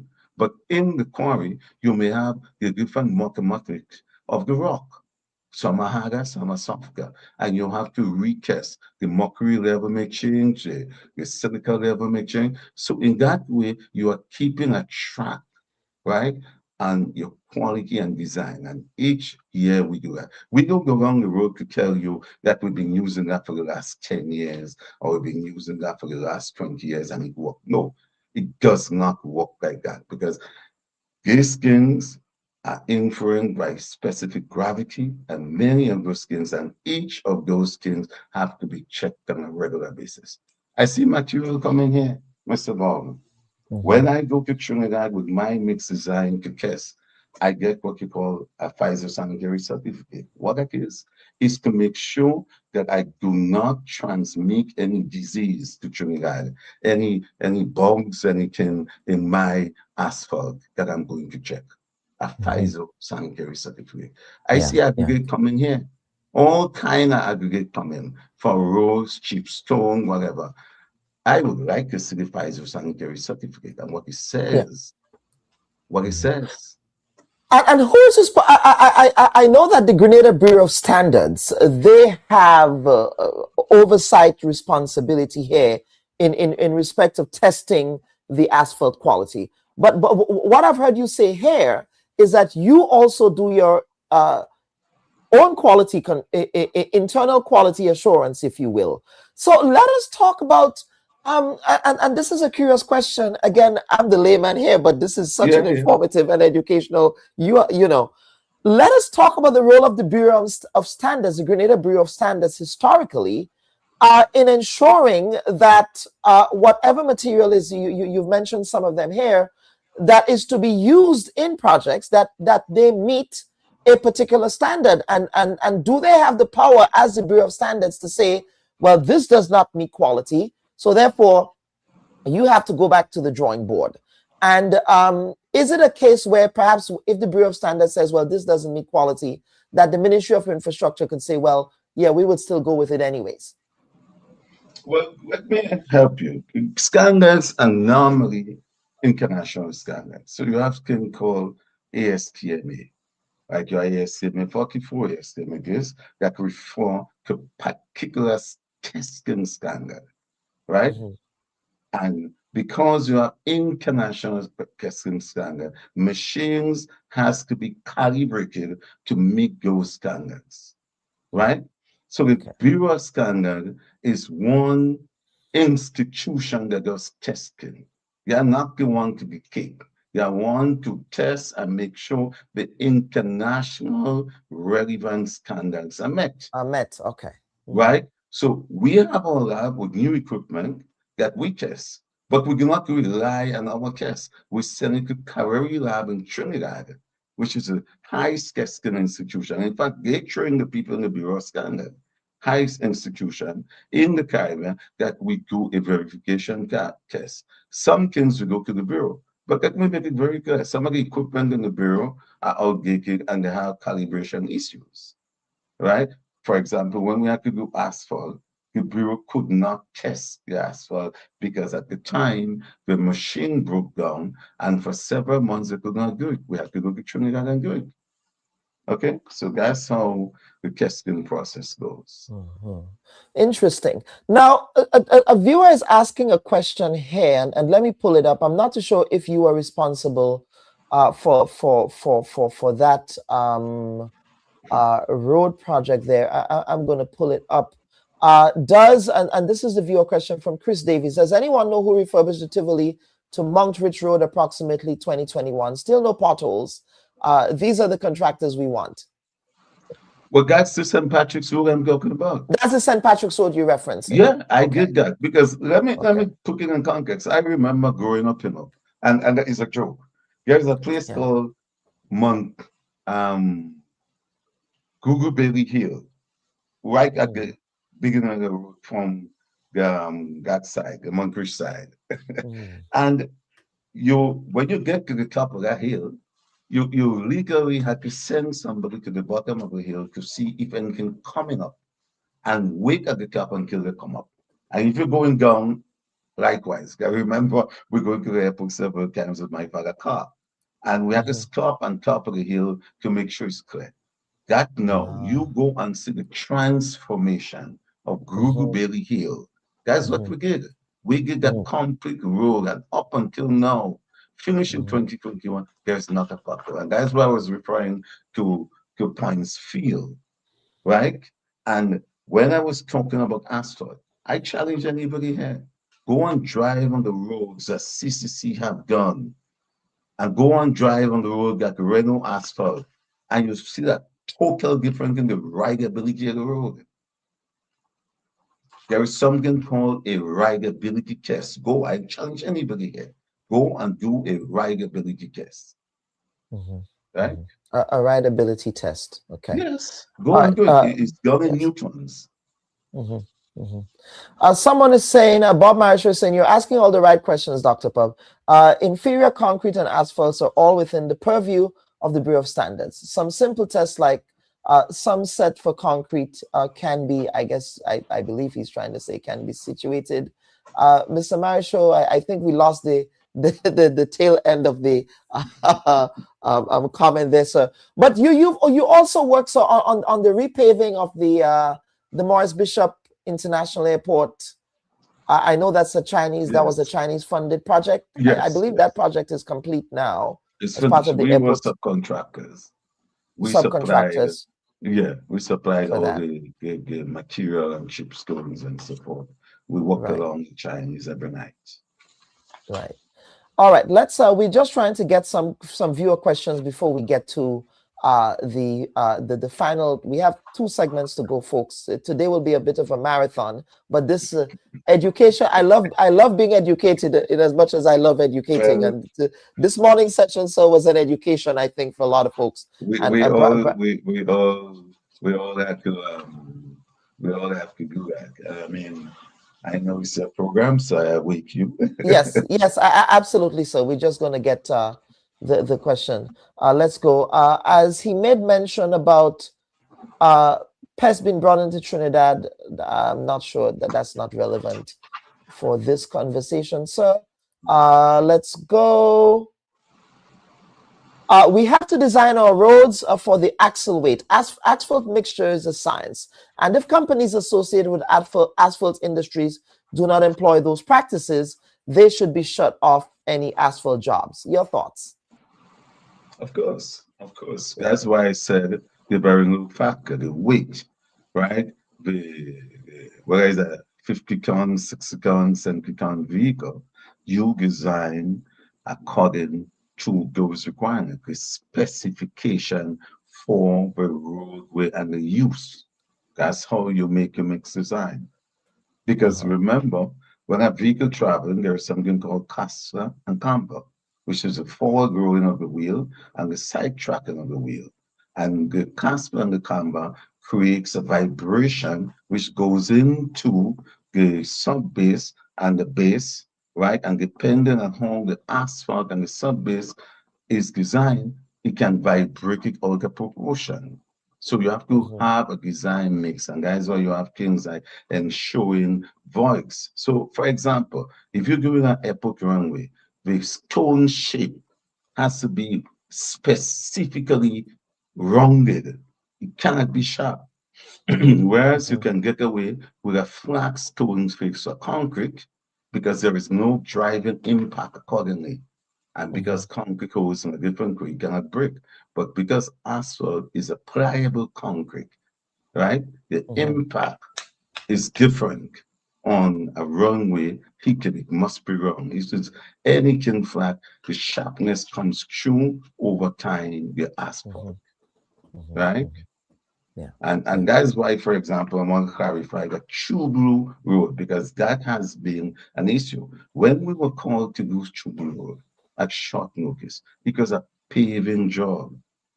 We again reference the government that there are serious water problems on the road. You need to do drainage. If you don't do drainage, whatever paving job you do, the asphalt will dig up, you'll see holes, you'll see deformity, you can start with what you call hairline cracks, you could go to web cracks, you could go to spider web cracks, and then you see hole formation and deterioration.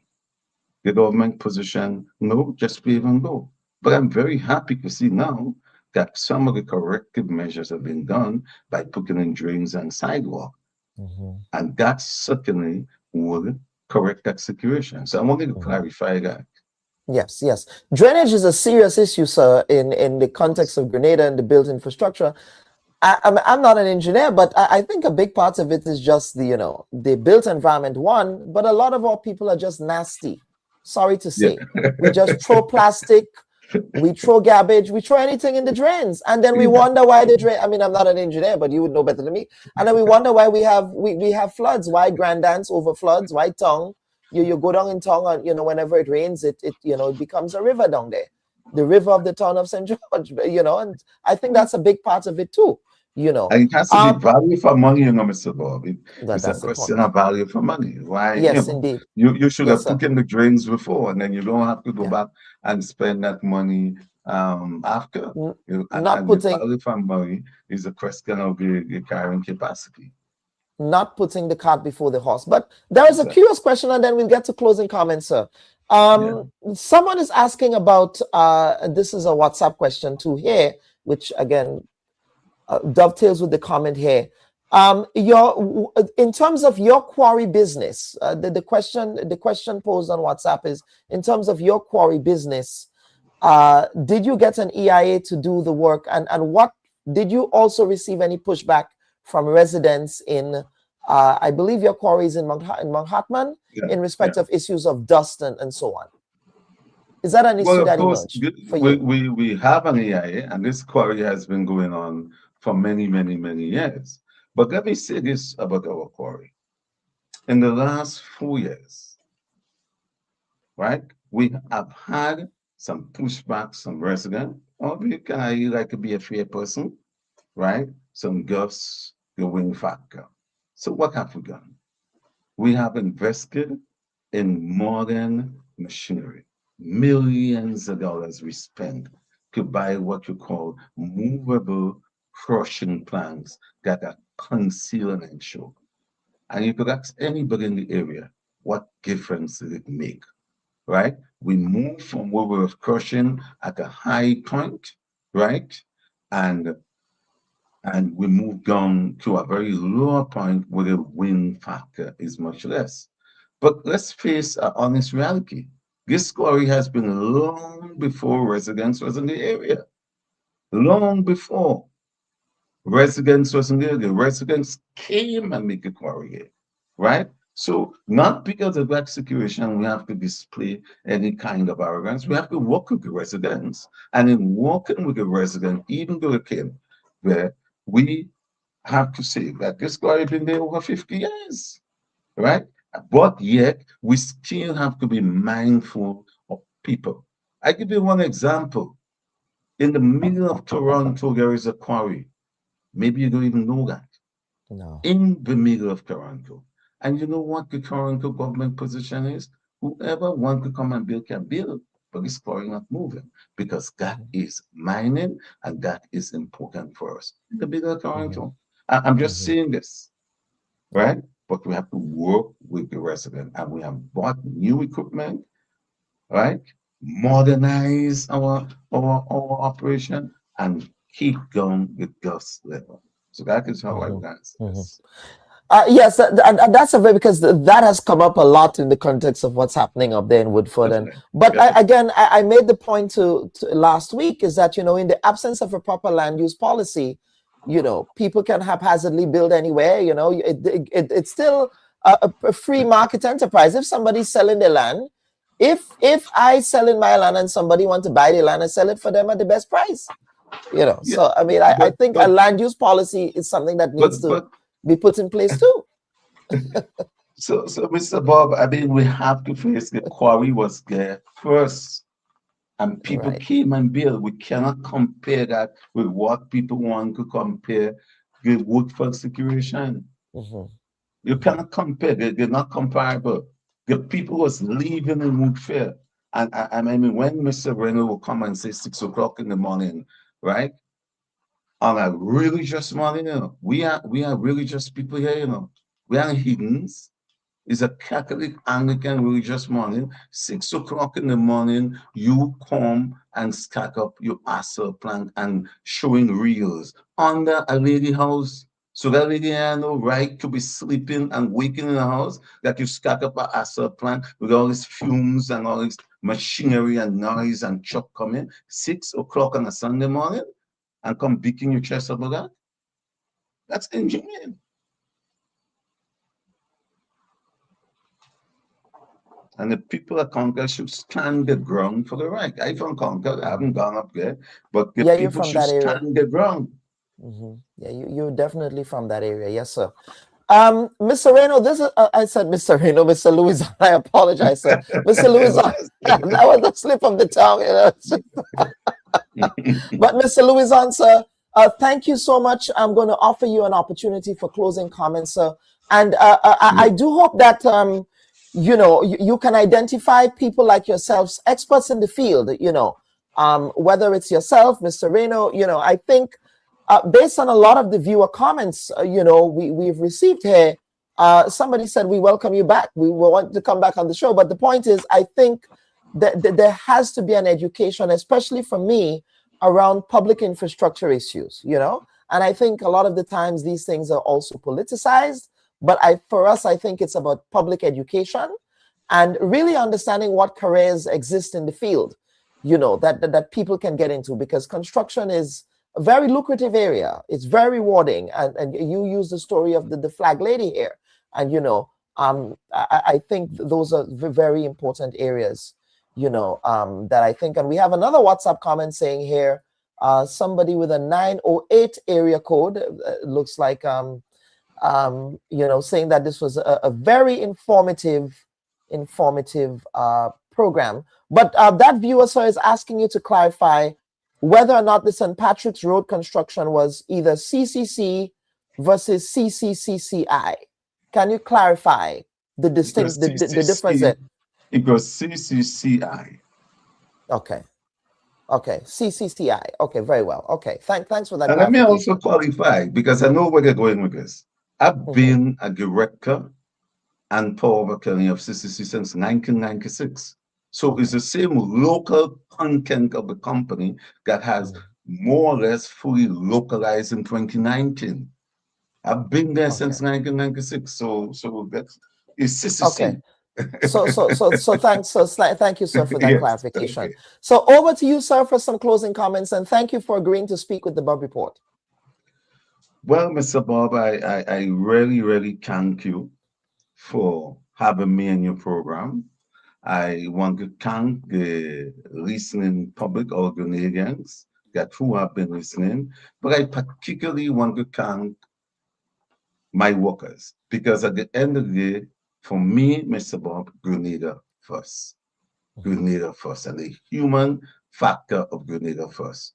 My workers who have been with our company over the last 30 years, I want to thank them for their outstanding performance. They have toiled in the sun and rain, and despite the criticism, they have stood the test of time. Because at the end of the day, it's all about nation building. I want to remind some of the Dalton Thomases that Nelson Louison, and I'm speaking me now, have worked with every single government in this country for the development of this country. I have broken funds at concessionary rate 2% and so from Saudi Arabia, from Kuwait, from OPEC. And may I remind some of the commentary, when Tillman Thomas government was in power, and I know Tillman very well, he's a good friend, but he's an NNP government. Nelson Louison organized a ministerial committee to go to Kuwait to raise funds. It was led by the late Minister-elect. Peter Gabriel was the minister, Dennis-elect. Peter Gabriel was the Minister of Foreign Affairs. Joe Gilbert was the Minister of Work. Brian Constantine was the consultant. And you had Marvin Haynes as the economic director at the time. And I arranged them, they could testify to that.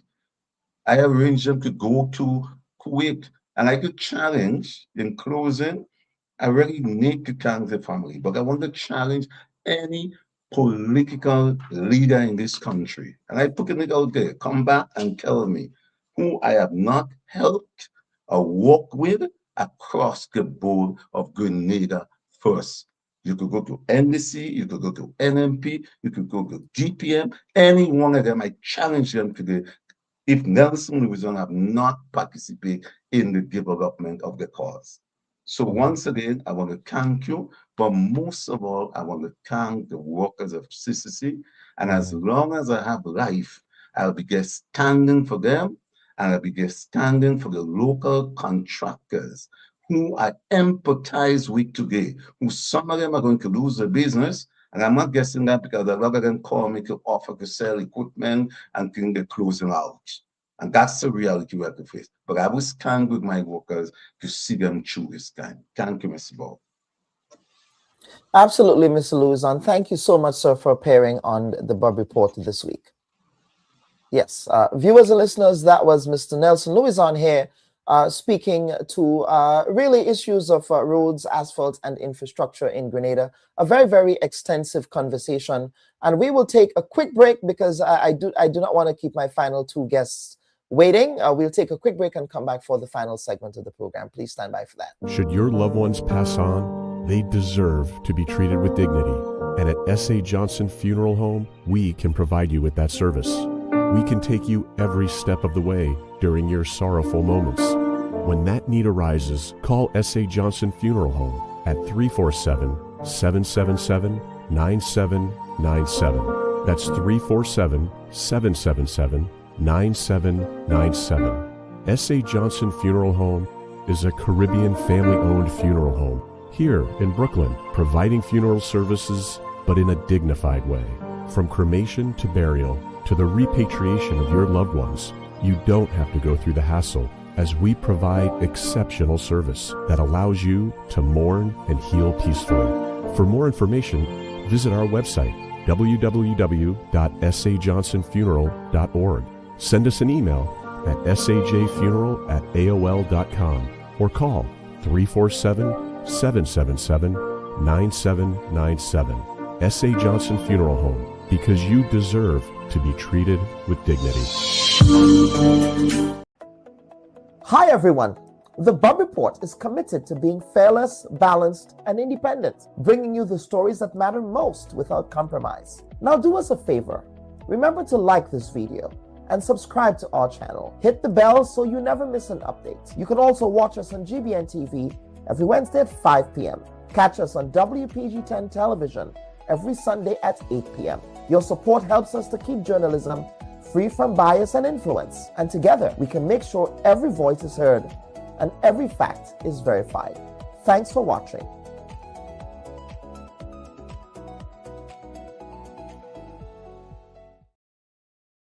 And folks, welcome back to this week's edition of the Bubb Report. As I said, we are not done yet. Today will be a marathon.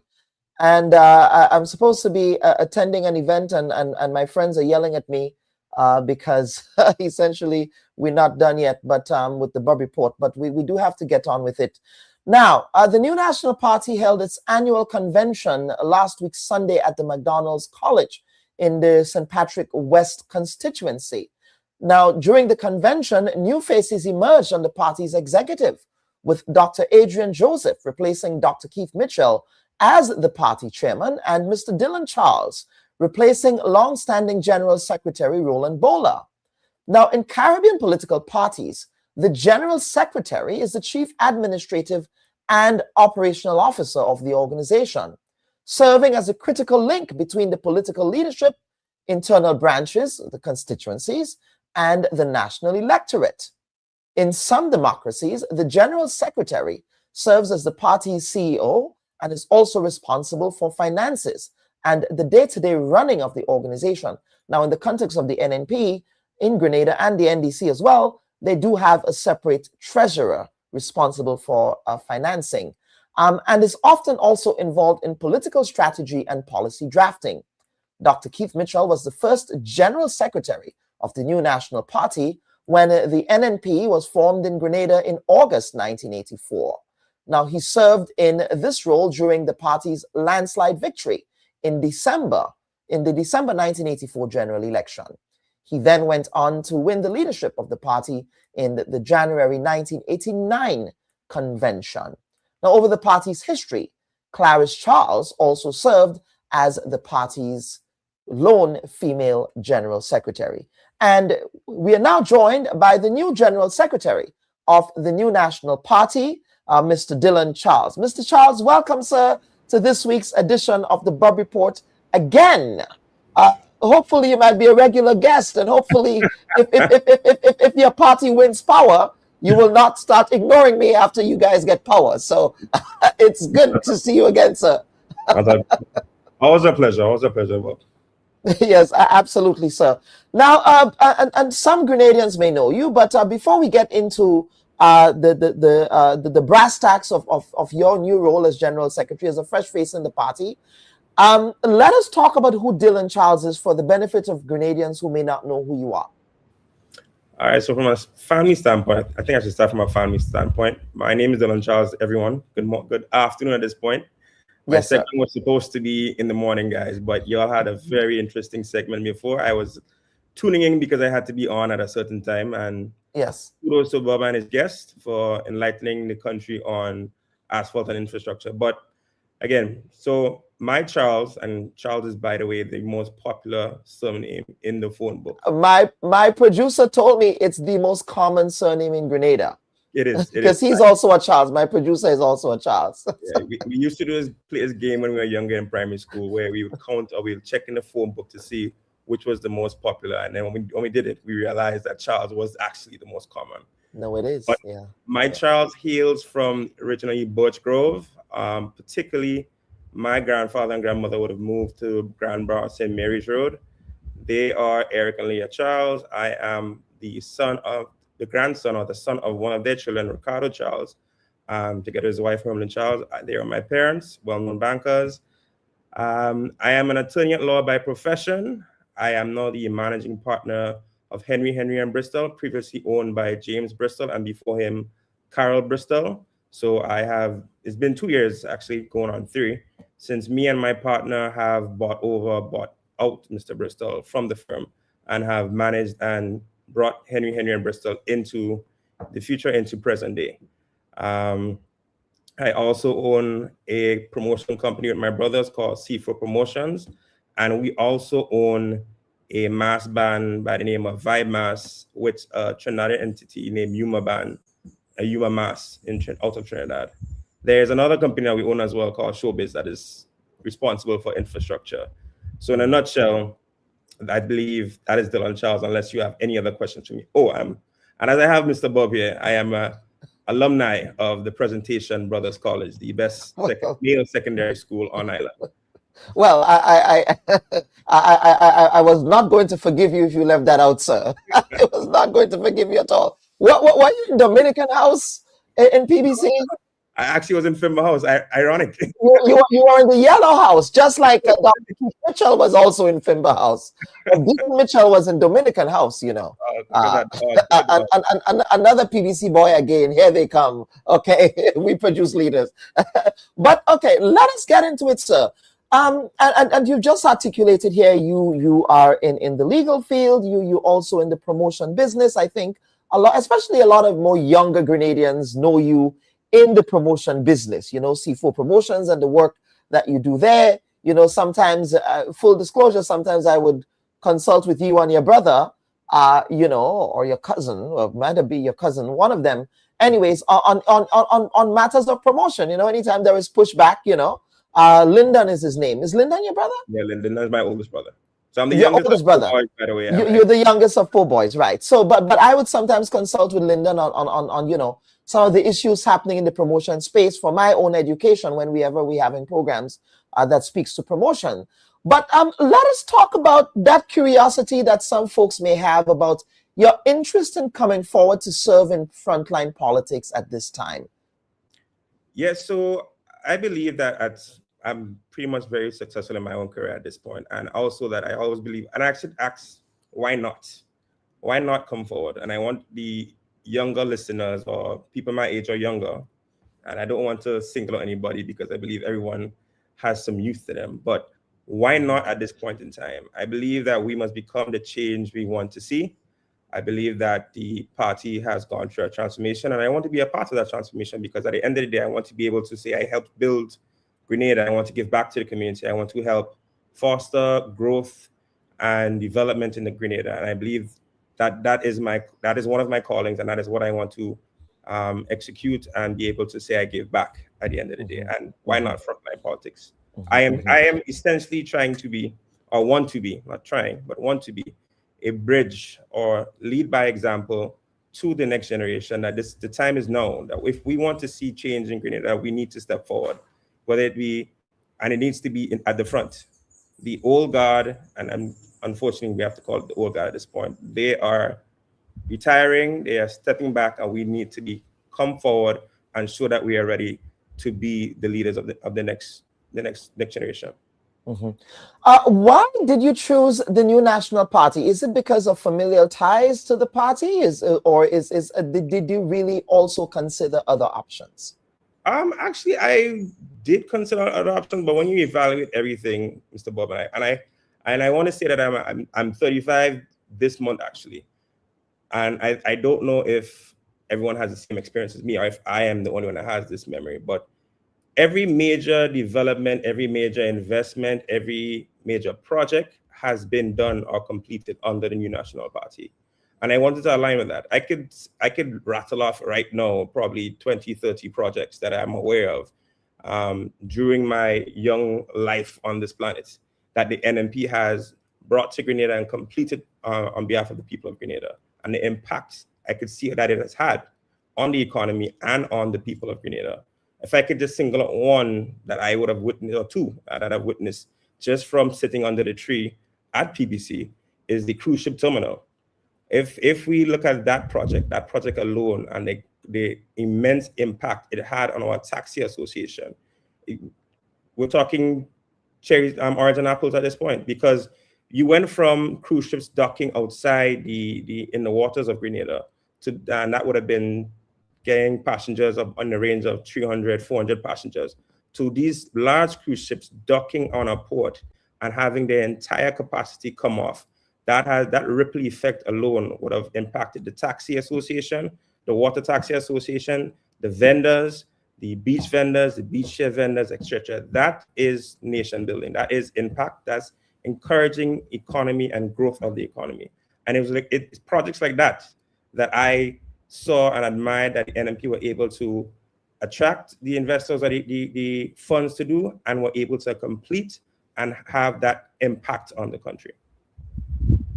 And if people want me to list all around the country, I could also do that. I could talk to Andrews, I could talk to St. Patrick's, I could talk to St. Mark's. You just as a quick follow-up, you said you considered other options. What political parties options did you consider? Or were you also perhaps recruited, or were attempts made to recruit you into other political parties? I think I would have simply just sat back and looked to see what was happening and who, and given everybody an opportunity to put out their message. But the message was still loud from the New National Party. They wanted to see growth. They wanted to see advancement. They wanted to see a better Grenada for one and all. Okay, very interesting. And you emerged as the General Secretary. I think many people's eyebrows were raised, given how powerful the role of General Secretary is. Did you know what you were stepping into, sir? I mean, the role of General Secretary is a very powerful role. Usually, it's in the domain of people who were in political organizations for a long time. But as you said, I suspect perhaps what the party strategy is. I don't speak for the party, folks. I'm not on the inside. I suspect perhaps it's a matter of introducing new faces to the executive. What was your thought process behind saying that, the role of General Secretary would be most suited for you? At the end of the day, I think the role of General Secretary is twofold. In terms of the organizational structure of everything, in terms of reaching out to all the different constituency branches, making sure that everyone's on the same page, making sure that we all move as one unit, and also to help the executive and the political leader and chairman create strategies around campaigns and ramping up our membership and our supporters. Given that backdrop, I believe my pivotal role of the General Secretary is to bridge the gap between the old and the new, is to bring forward or to make younger people feel more safe and secure. Like, listen, we need to take harness of our future. We need to step forward and we need to be involved. I want to bridge that gap. I wanted to be a leader in that regard, and I want to show the next generation that, listen, it's okay to step forward. Despite whatever's being said out there, it is okay for us to come forward, be involved, get our hands dirty, and do the work. Absolutely. Now let's talk about, in the context of your role as General Secretary, as I said in the lead up to this conversation, the role of General Secretary is extremely critical. It is in many respects the nerve center of an organization. When we think of the General Secretary, we think of mobilization, we think of fundraising, we think of all of those necessary skills that are designed to keep a party functioning, but is the mechanism by which a party wins elections. So let us talk about, and I suspect, on previous engagements I've had with previous General Secretaries, anytime I ask about strategies, they would say, well, I'm not going to tell you what my strategy is. Peter David famously said that, he'll talk about that. But let us talk about the skill set that you'll be bringing to that role, organizational strategies for just public mobilization ahead of the election, which again is constitutionally due in a year, really. We don't have a lot of time left on the calendar for election. So let us talk about that, what you will be bringing to that role, and the party readiness for the election. What I bring to the role is a new way of thinking, a new innovative way of thinking as to how to go about this particular role and its responsibilities. Yes, I am the middleman between the exec and the constituency branches. I want to be able to have the party run as a unit. Everyone has the same message, and there has to be use of modern technologies and instruments. AI is there, the different media platforms are there, and I think we need to do a better job of exploiting those things. We also need to do a better job of getting the message on getting or listening to our people, listening to what they want to see be done in terms of moving forward and creating policy and whatnot to move forward. We need to be able to engage better. And how do we engage? And how do we combat the different messages coming out from the other parties, etc.? How do we get on the ground? So I want to also start by also support that statement by saying, I don't want to reinvent the wheel. This party has had an excellent history of doing things and operating as a machinery. I want to be able to improve upon that. So it's only to come in and bring innovative ideas, innovative thoughts, and creative ways of implementing those things that we want to see being moved forward. And I'm going to piggyback off Mr. David's sentiments. I'm not here to discuss the strategy of the party. You will see it being rolled out and implemented as time goes on. Well, sir, okay, we'll definitely see that. We do have a viewer question here, though. Someone is saying that, someone here, and I'm just paraphrasing what they're saying, is speaking to, in the context of election readiness and fake pages, and in the context, since you raised the question of artificial intelligence, there is a preponderance of cyberbullying and fake pages that come from some who support or are sympathetic to the new National Party. But realistically, we see that from other sides as well. So let us talk about, is that something that you are concerned about? You brought up AI, and I honestly think we're living in an environment now where, again, people bully people politically behind fake pages. And some of those conversations get really down and dirty. but not in a positive way, and it does not serve to uplift political discourse. These days, I do not even want to have a critical political discourse online, because then it becomes into a green and yellow personal attack. So let's get your thoughts on that. Agreed. From my thoughts on that, first of all, I believe this is party thoughts. We don't want to get into any mudslinging. I think the mantra of the party, and I want to piggyback off of Michelle Obama's famous quote, when they go low, we go high. And I want to implore on everyone that is a supporter of the party that we do not get into name calling, bashing anyone, and just being nasty, as you rightfully said. I think there's a way to have any political discourse peacefully, respectfully, and with some form of discipline as to how you engage one another. At the end of the day, Grenada is a small island. We should be able to have unity, and there shouldn't be any division between the people, really. I think, as you said, it's become kind of tribal, and I don't want it to further what's the word I'm looking for? To further go down that path. Devolve into that. I think we need to stay above board, and we need to work together. At the end of the day, and that's probably one of the things that I want to bring out here. I want to bring out the ability to talk with the people, move with the people, and work with the people. Not talk to them, not direct them, not make decisions without their involvement. I think we want to be able to say that we walked with the people, and the people were the ones engineering what we do going forward. And finally, sir, if election is to be called tomorrow, or let's say the National Democratic Congress, they have a rally, they call it a mega rally. It reminds me of the days of Sir Eric Matthew Gary as a student of history, when Sir Eric Gary had jumbo. Just my grandparents would say that. But how would you assess the party's readiness for that election, if election were to be called tomorrow, finally? Well, my predecessor in office, Roland Bola. That's Mr. Roland Bola, yes. Did an excellent job. I think he has the party already at this point in time. Even if the election was to call today, I think we asked for the bell to be rung last week, that the party is in a state of readiness to move forward. We are ready to work with the people. We are ready to go to the polls. You are ready. Okay. All right. Yeah. You see, do you have electoral ambitions? Do you want to run for election in a seat eventually? Is that part of your? If the people want me to run for a seat at some point in time, let the people's voice be heard. I've heard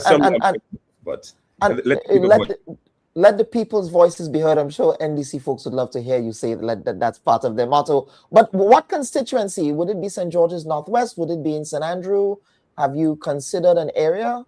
It's funny that you bring up St. Andrews. I know my family is from St. Andrew. That is actually an area I would love to support and see more development in, and to be able to work with the people. But I think Munjulu, Marion, and St. Paul is where I've always called home, is where I was raised, is where I have my roots and most of my connections from. So I would say I would love to serve there. So St. George Southeast.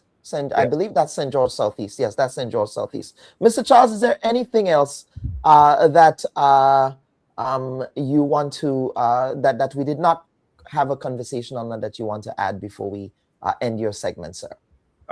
No, that's pretty much it. This was a get to know me segment, and I thank you, Kalan, for allowing me to come on and have a voice with the people and have a little chat.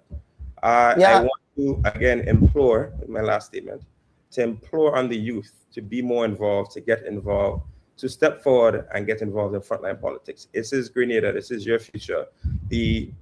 Our parents, our grandparents have already served and done what they have to do. We now need to make sure that Grenada is being built or being modeled to our standards, what we want to see happening in the future. At the end of the day, it's us, then our children, who has to take the baton on. So let us be the ones ready to take that baton and move the country forward. Actually, we have a question here. Someone is saying that, well, again, that is, we all know. I don't know who we all is, Mr. Jose. Don't count me as part of that we all. I don't know that. We all know that NNP is KCM's party, and even if he removes himself as chairperson, we still see Mr. Gregory Bowen on the executive branch.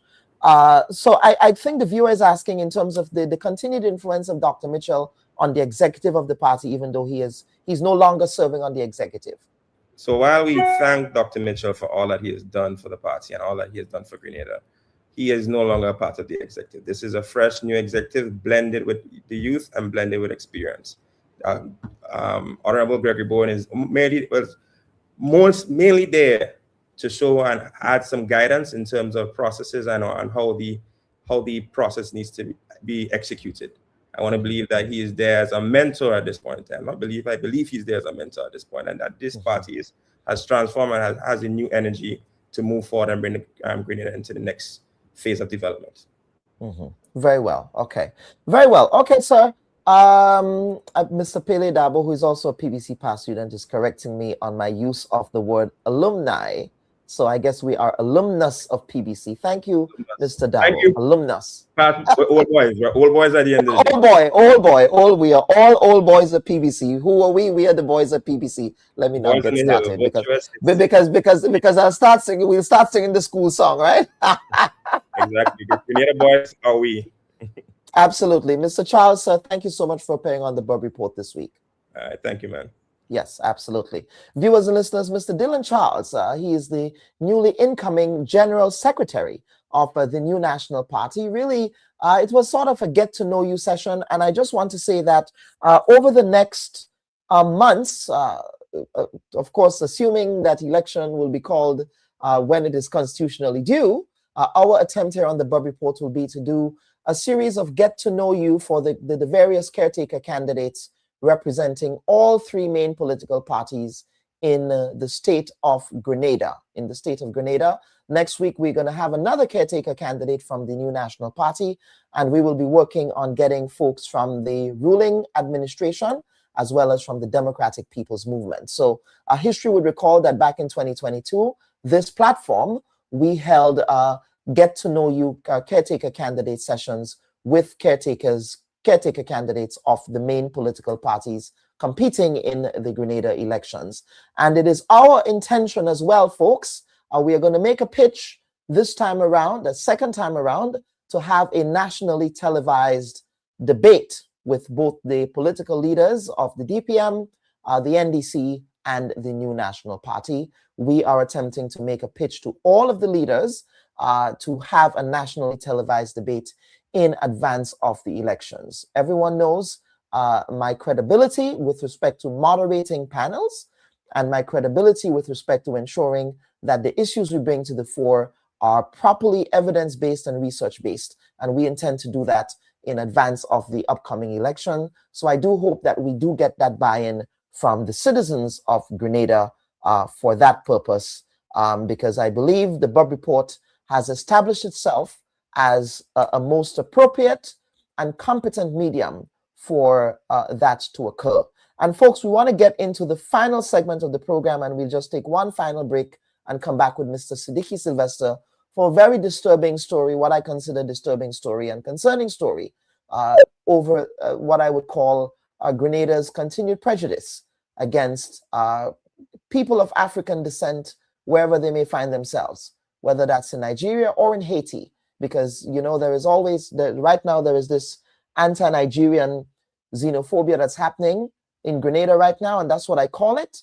And I make no apologies for saying that. But we have also, and for those who are defending, pushing back against these very unfortunate anti-Nigerian comments, we have not been kind to our Haitian brothers and sisters. In fact, history would record that it was Prime Minister Deacon Mitchell who, and the immigration authorities in Grenada who made, who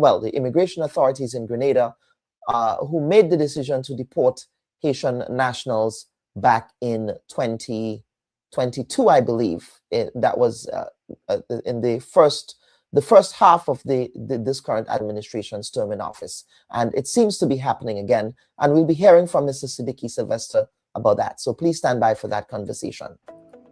Hi, everyone. The Bubb Report is committed to being fearless, balanced, and independent, bringing you the stories that matter most without compromise. Now do us a favor. Remember to like this video and subscribe to our channel. Hit the bell so you never miss an update. You can also watch us on GBN TV every Wednesday at 5 p.m. Catch us on WPG 10 television every Sunday at 8 p.m. Your support helps us to keep journalism free from bias and influence. And together, we can make sure every voice is heard and every fact is verified. Thanks for watching.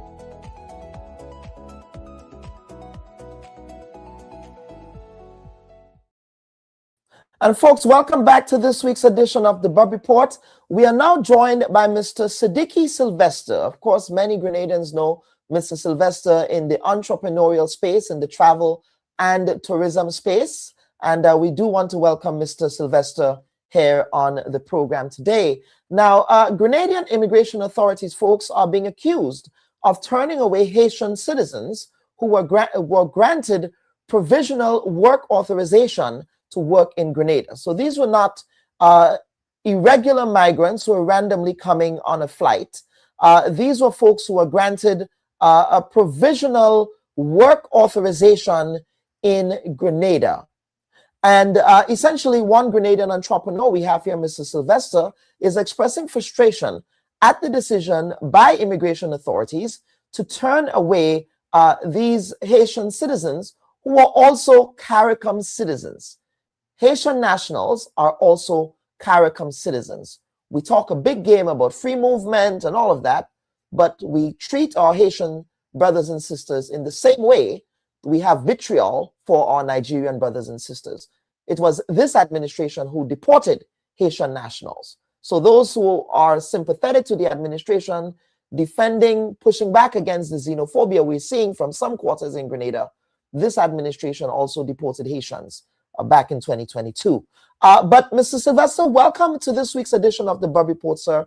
And let us have a conversation. Let us start from the outset about the Haitian nationals who were coming to work in Grenada. What was the original arrangement set in train? If you can just unmute your mic, sir. Your mic is muted there.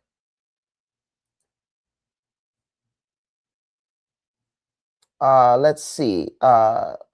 Let's see if we can unmute. It's still muted. Try and unmute it again. Just tap it again. Okay. There you go. Now you're unmuted. Yes, sir. Go ahead. Yes, please. Thank you. Yes, thank you for affording me this opportunity. Yes, sir. As a background, you know that the matter of labor, especially in the agricultural sector, has been a plague in Grenada here.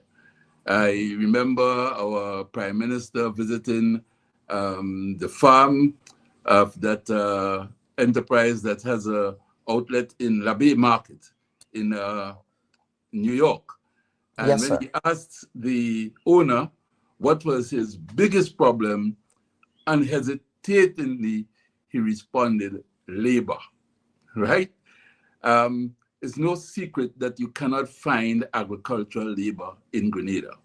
So I have been farming now since 1990. I first started an orchard in 1990, so it's a good 36 years.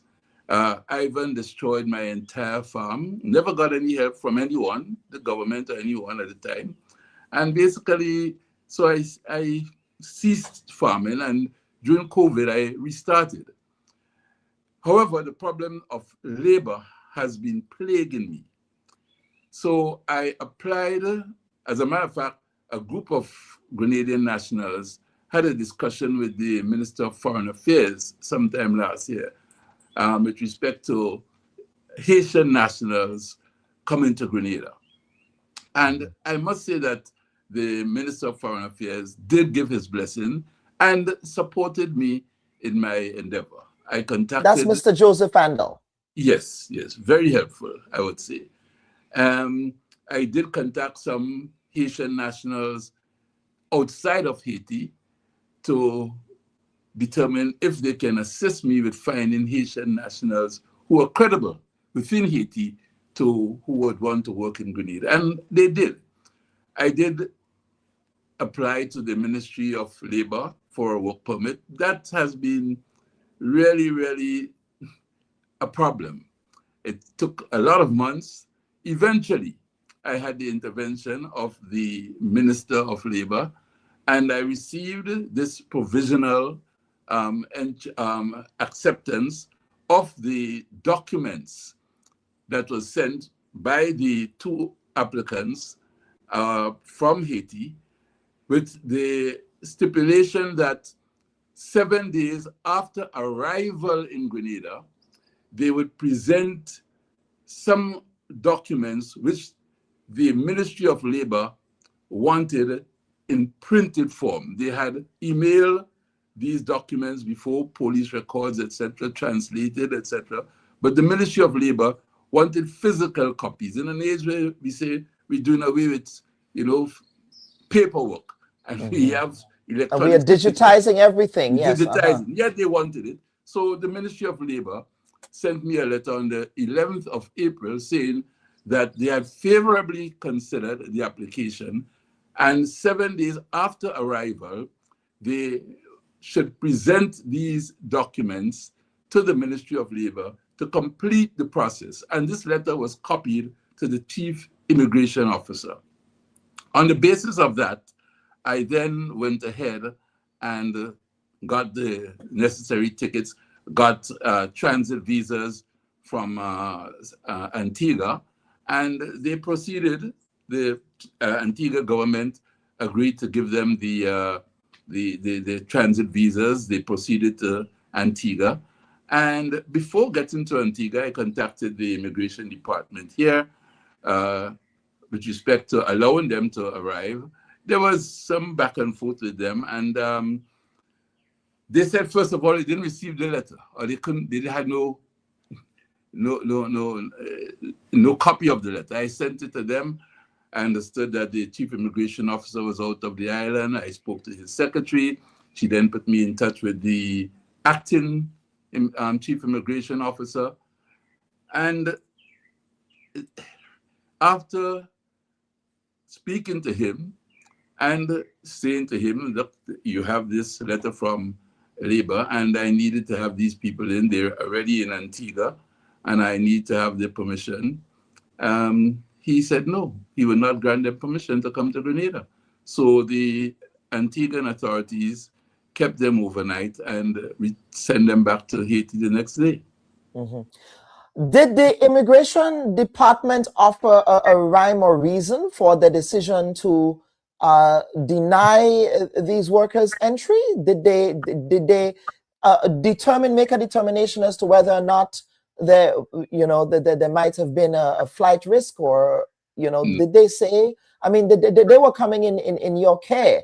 You were the employer. So I'm just trying to understand the reasoning behind the immigration. Did they offer a reason for that? Well, there seemed to have been some misunderstanding by the acting Chief Immigration Officer, because he at first said that it was the Ministry of Foreign Affairs that had to vet them. The Ministry of Foreign Affairs, of course, I have been in contact with them over the last few months, and they said at one point, yes, they were vetting these nationals, but they had stopped them over a month ago, right? He didn't realize that, of course. So again, he said that they would need to submit their documentation to be vetted by the immigration department. That would take about 2 to 3 weeks. So he would not allow them to enter. And I thought it was, strange, because they're not coming for a vacation. You have a letter from Labor saying that 7 days after arrival, they would basically look into completing the process. And there's a company trying to take them in to provide work for them, and you deny. And it bothered me. As a matter of fact, there's a lot of financial losses as a result of that. How many workers were coming in to work for you from Haiti?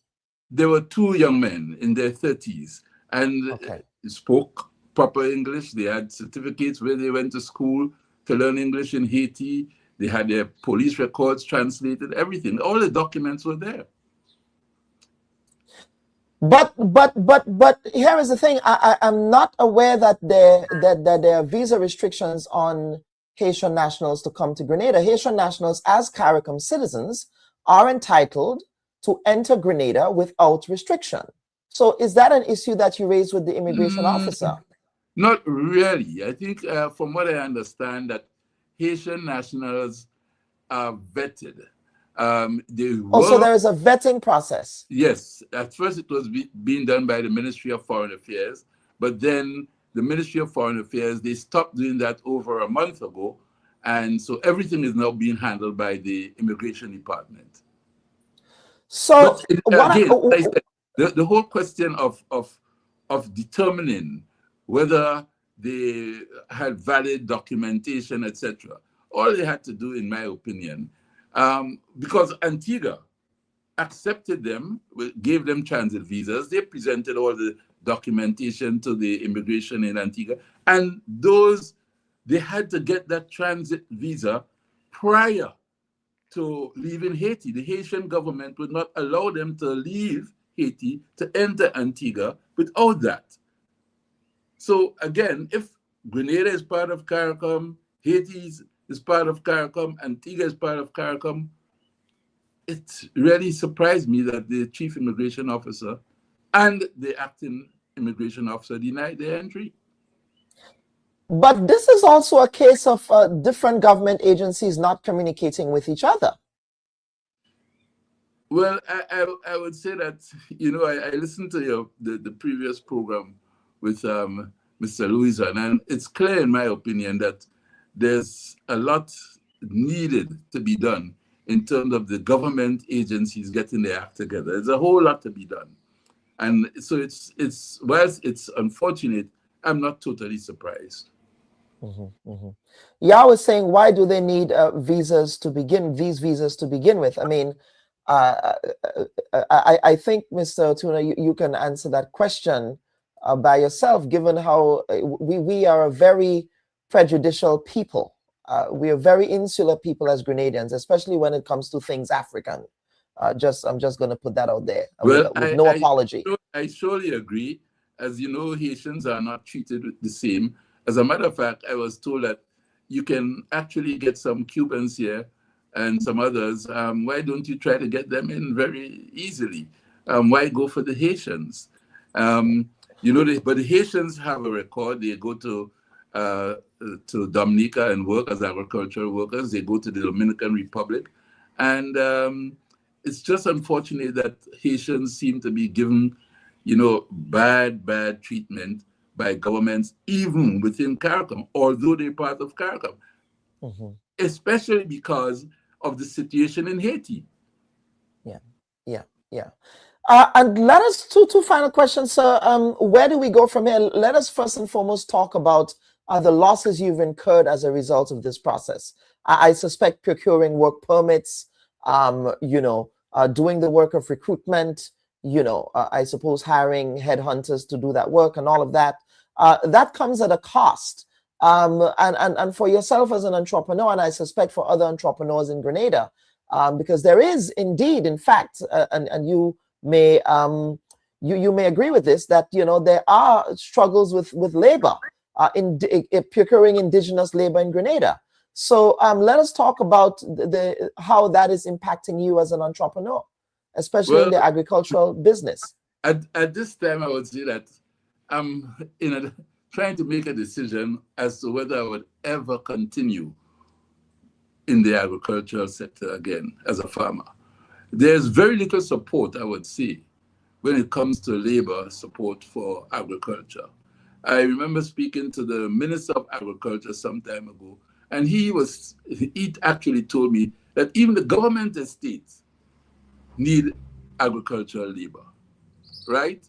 I've spoken to the farmers' representative in the Senate, whom I must say I haven't got much assistance from in terms of helping in this respect. I believe that, if we don't have this type of agricultural support, farmers throughout, as a matter of fact, many farmers have said to me, "Oh, Mr. Sylvester, when you get these guys here, is it possible for them to work with me for a few days?" I said, "Well, there's quite a bit involved here because, you have to pay NIS, so forth." So I had to satisfy the Ministry of Labor that, yes, I'm a bona fide, registered,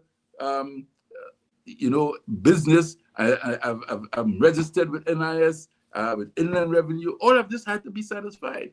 So it's very difficult. And I will say that after going through all of this, you know, it's very difficult for me to even think about continuing in agriculture. And as I said, I've been involved in agriculture now since 1990. When they had the processing plant in Lassajes, I was selling, you know, truckloads of mangoes to Lassajes at the time, before I won. Mm-hmm.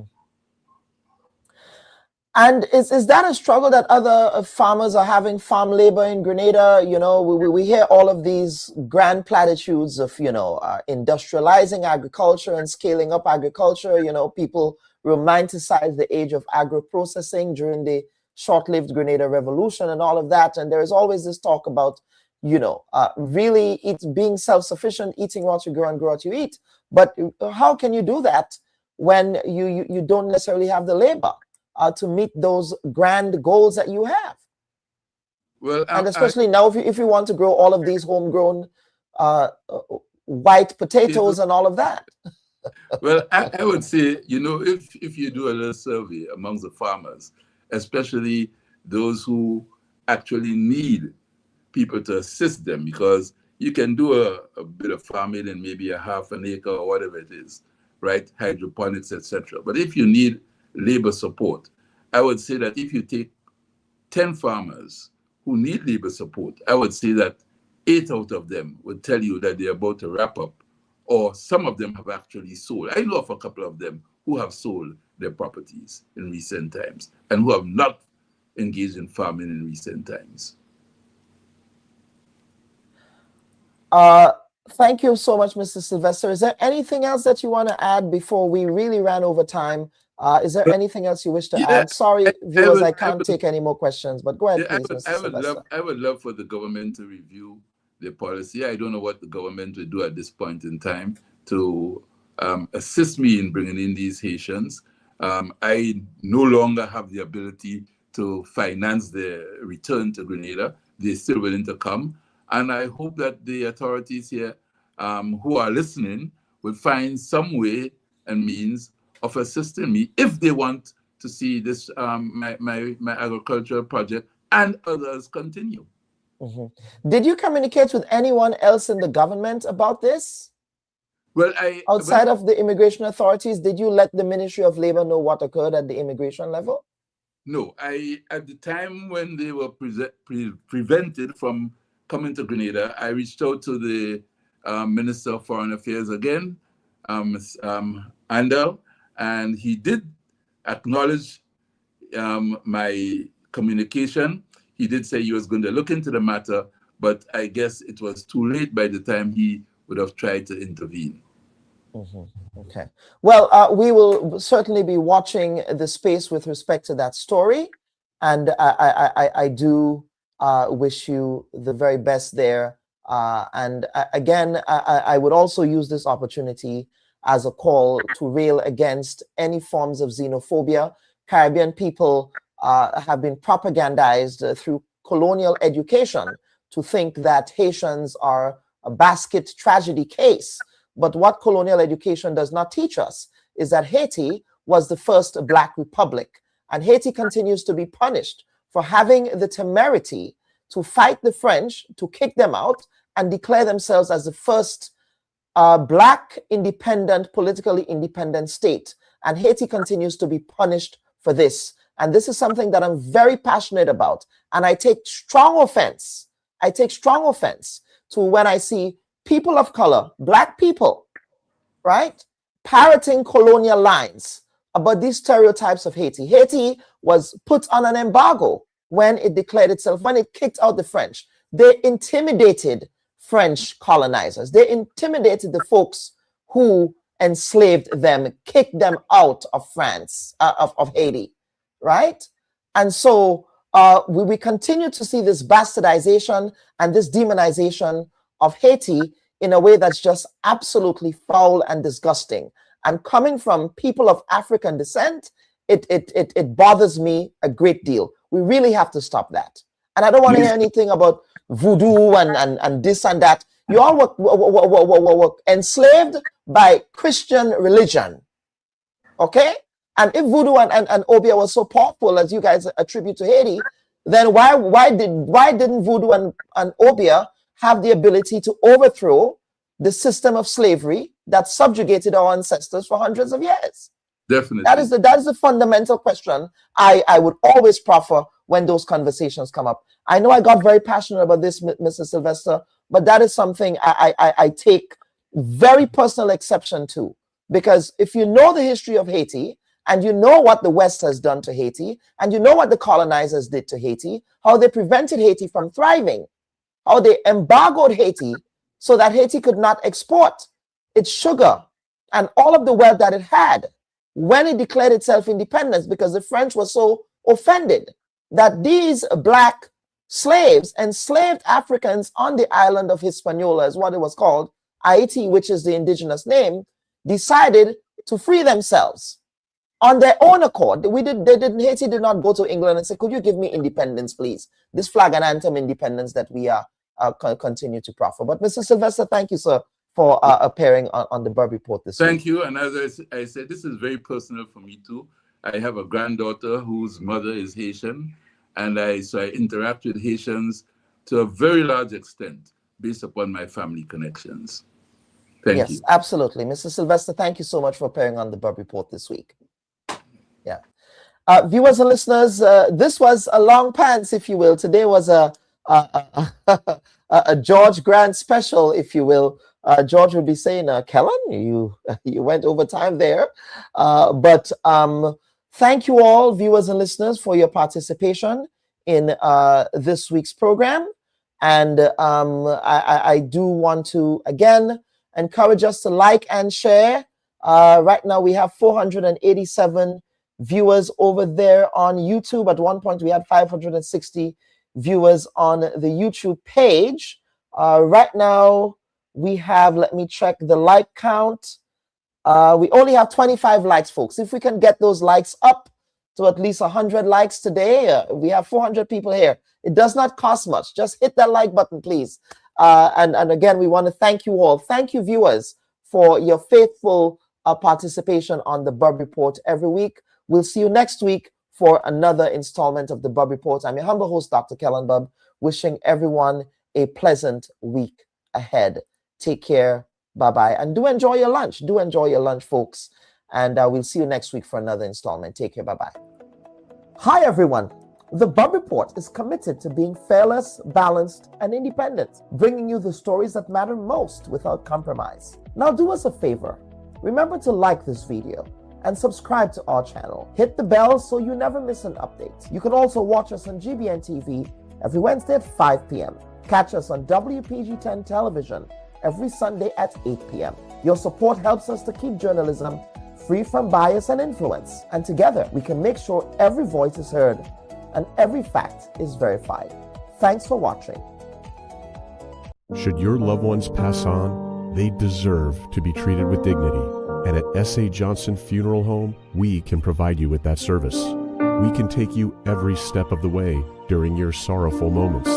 When that need arises, call S.A. Johnson Funeral Home at 347-777-9797. That's 347-777-9797. S.A. Johnson Funeral Home is a Caribbean family-owned funeral home here in Brooklyn, providing funeral services, but in a dignified way. From cremation to burial to the repatriation of your loved ones, you don't have to go through the hassle, as we provide exceptional service that allows you to mourn and heal peacefully.